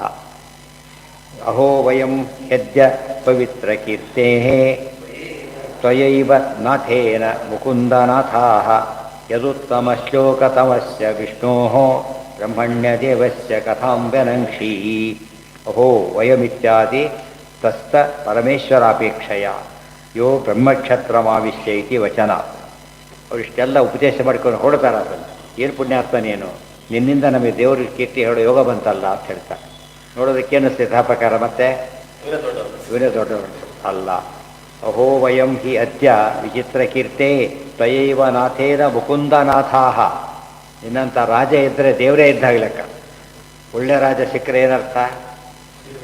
ದೇವರಲ್ಲಿ ನಿಂತು ಕಾಪಾಡ್ತಾನೆ. ಆದ್ದರಿಂದ ಒಳ್ಳೆ ಪೊಲೀಸ್ ಸಿಕ್ಕರೆ ಏನು DGPನೇ ಬರಬೇಕಾಗಿಲ್ಲ. ಎಲ್ಲದಕ್ಕೂ ಯಾರು ಬಂದರೆ ಸಾಕು, ಒಳ್ಳೆಯವ್ರು ಸಿಕ್ಕರು ಸಾಕು. ಕೆಲಸ ಮಾಡೋದಕ್ಕೆ ಸಾಮರ್ಥ್ಯ ಇದ್ಬಿಟ್ಟು ಮೇಲವ್ರಿಗೆ ಬೇಕಾಗಿದ್ದರೆ, ಎಫಿಷಿಯೆಂಟ್ ಆಗಿದ್ದರೆ ಸಾಕು. ಯದುತ್ತಮ ಶ್ಲೋಕ ತಮಸ್ಯ ವಿಷ್ಣೋ ಬ್ರಹ್ಮಣ್ಯ ದೇವಸ್ಯ ಕಥಾಂ ವ್ಯನಂಕ್ಷಿ. ದೇವ್ರ ಬಗ್ಗೆ ಕೇಳಿ ನಮ್ಮಿಂದ ನೀನು ಇಷ್ಟೆಲ್ಲ ಉಪದೇಶ ಮಾಡಿಸ್ಕೊಂಡಿಯಲ್ಲ, ಒಳ್ಳೆ ಚಾನ್ಸ್ ಇರ್ಬೋದು. ಆದ್ದರಿಂದ ನಿನ್ನಿಂತ ಸವಾಸ ಭಾರಿ ದೊಡ್ಡದು ಅಂತ ಹೊಗಡ್ತಾರೆ. ಅಹೋ ವಯಮಿತ್ಯಾದಿ ತಸ್ತ ಪರಮೇಶ್ವರಾಪೇಕ್ಷೆಯ. ಅದಕ್ಕೆ ಹೇಳ್ತಾರೆ ಅವರಿಗೆಲ್ಲ ಅದು ಒಳಗಿರೋದು ಭಗವಂತನ ಸನ್ನಿಧಾನ ಇತ್ತಲ್ಲ, ಆವೇಶ ಇತ್ತಲ್ಲ, ಅದಕ್ಕೆ ಕೊಟ್ಟ ಇದೆ ಹೊರತು ಬೇರೆ ಅದಕ್ಕೆ ಕೊಟ್ಟಿದ್ದಲ್ಲ. ಅದಕ್ಕೆ ಹೇಳ್ತಾರೆ ಆವೇಶ ಇತ್ತು ಅಂತ ಹೇಗೆ ಹೇಳ್ತಾರೆ ಅಂದರೆ, ಇವು ಬ್ರಹ್ಮ ಕ್ಷತ್ರಮಾವಿಶ್ಯ ಇತಿ ವಚನ. ಬ್ರಾಹ್ಮಣರಲ್ಲಿ ಪರಮಾತ್ಮ ಜ್ಞಾನರೂಪದಿಂದ ಪ್ರವೇಶ ಮಾಡ್ತಾನೆ, ಕ್ಷತ್ರಿಯ ಬಲರೂಪದಿಂದ ಪ್ರವೇಶ ಮಾಡ್ತಾನೆ. ಅದಕ್ಕೆ ಅವ್ರಿಗೆ ಬಲ ಜಾಸ್ತಿ, ಇವರಿಗೆ ಜ್ಞಾನ ಜಾಸ್ತಿ. ಇಲ್ಲದೆ ಹೋದರೆ ಏನಿರೋದೆ ಪ್ರಿಸ್ ಆಗಿಬಿಡುತ್ತೆ. ಆದ್ದರಿಂದ ಇವ್ರ ಹಿರಿಮೆ ಒಳಗೆ ಬ್ರಾಹ್ಮಣ ಎಲ್ಲ ತುಂಬ ಹೇಳಿದ್ದಾರೆ ಆಚಾರ್ಯ. ಆಗಿದೆ ಪಾಠ ಅದೆಲ್ಲ ಕೂಡ. ದೇವತೆಗಳಲ್ಲೂ ಕೂಡ ಬ್ರಾಹ್ಮಣಾದಿ ವ್ಯವಸ್ಥೆ ಇದೆ, ಇಲ್ಲೂ ಹಾಗೇ ಇದೆ. ಎಲ್ಲೆಲ್ಲಿ ಜ್ಞಾನಕಾರ್ಯಕ್ಕೆ ಪ್ರಾಧಾನ್ಯ ಸಿಗುತ್ತೋ ನಿಜವಾದ ಬ್ರಾಹ್ಮಣ್ಯ ಬರೋದಾಗ, ಇಲ್ಲೋದ್ರೆ ಉಪಯೋಗನೇ ಇಲ್ಲ. ಯೋ ಬ್ರಹ್ಮಕ್ಷತ್ರಮಾವಿಶ್ಯ ಇತಿ ವಚನ. ಈ ಬ್ರಾಹ್ಮಣ್ಯನ ದೊಡ್ಡ ಕೆಲಸ ನಡೀತು ಅಂದರೆ ಅವರಿಂದ ನಡೆದಿದ್ದಲ್ಲ, ಒಳಗೆ ಭಗವಂತ ಆವೇಶ ಇದ್ದಿದ್ದು ನಡೆದಿದ್ದು. ಕ್ಷತ್ರಿಯನ ದೊಡ್ಡ ಸಾಧನೆ ಆಯಿತು ಅಂದರೆ ಒಳಗೆ ಆ ರೂಪ ಇಟ್ಟಿದ್ದರಿಂದ ಸಾಧನೆ ಆಯಿತು, ಇಲ್ಲದವ್ರು ಆಗ್ತಿರಲಿಲ್ಲ. ದೇವರೇ ಮಾಡಿದ, ವಾಯುದೇವರು ಮಾಡಿದ, ಅದಕ್ಕೆಲ್ಲ ಅರ್ಥ ಇದೆ. ದೇವರಿಗಂತೂ ಅಲ್ಟಿಮೇಟ್, ಮತ್ತೆ ಏನು ಸೇರಿಸ್ಬೇಕಾಗಿಲ್ಲ. ಉಳಿದವರಿಗೆಲ್ಲ ಅನುಗ್ರಹ ಸೇರಿಸ್ತಾ ಬರಬೇಕಾದ್ರೆ ಅಟೆಂಡರ್ ಕೂಡ ಆ ಅಟೆಂಡರ್ ಕೆಲಸದಲ್ಲಿ ಇದು ಮಾಡೋ ಕೆಲಸ ರಿಟೈರ್ಮೆಂಟ್ ಮಾಡೋಕ್ಕೆ ಬರೋದಿಲ್ಲ ಆ ಪವರ್ ಇದ್ದರೆ ಮಾತ್ರ ಮಾಡೋಕ್ಕೆ ಸಾಧ್ಯ ಸುಮ್ಮನೆ ಒಳಗೂ ಬಿಡೋದಿಲ್ಲ ಅವನಾಗೆಲ್ಲ ಆ ದೃಷ್ಟಿಯಲ್ಲಿ ಅನುಸಂಧಾನ ಬರಲಿಕ್ಕೆ ಇದೆಲ್ಲ ಹೇಳ್ತಾರೆ ಇದು ಚತುರ್ಥ ತಾತ್ಪರ್ಯ ಏಕವಿಂಶೋಧ್ಯಾಯ ಅದು ಮುಗಿತು ಮುಂದೆ 22 ಅದು ನಾಳೆ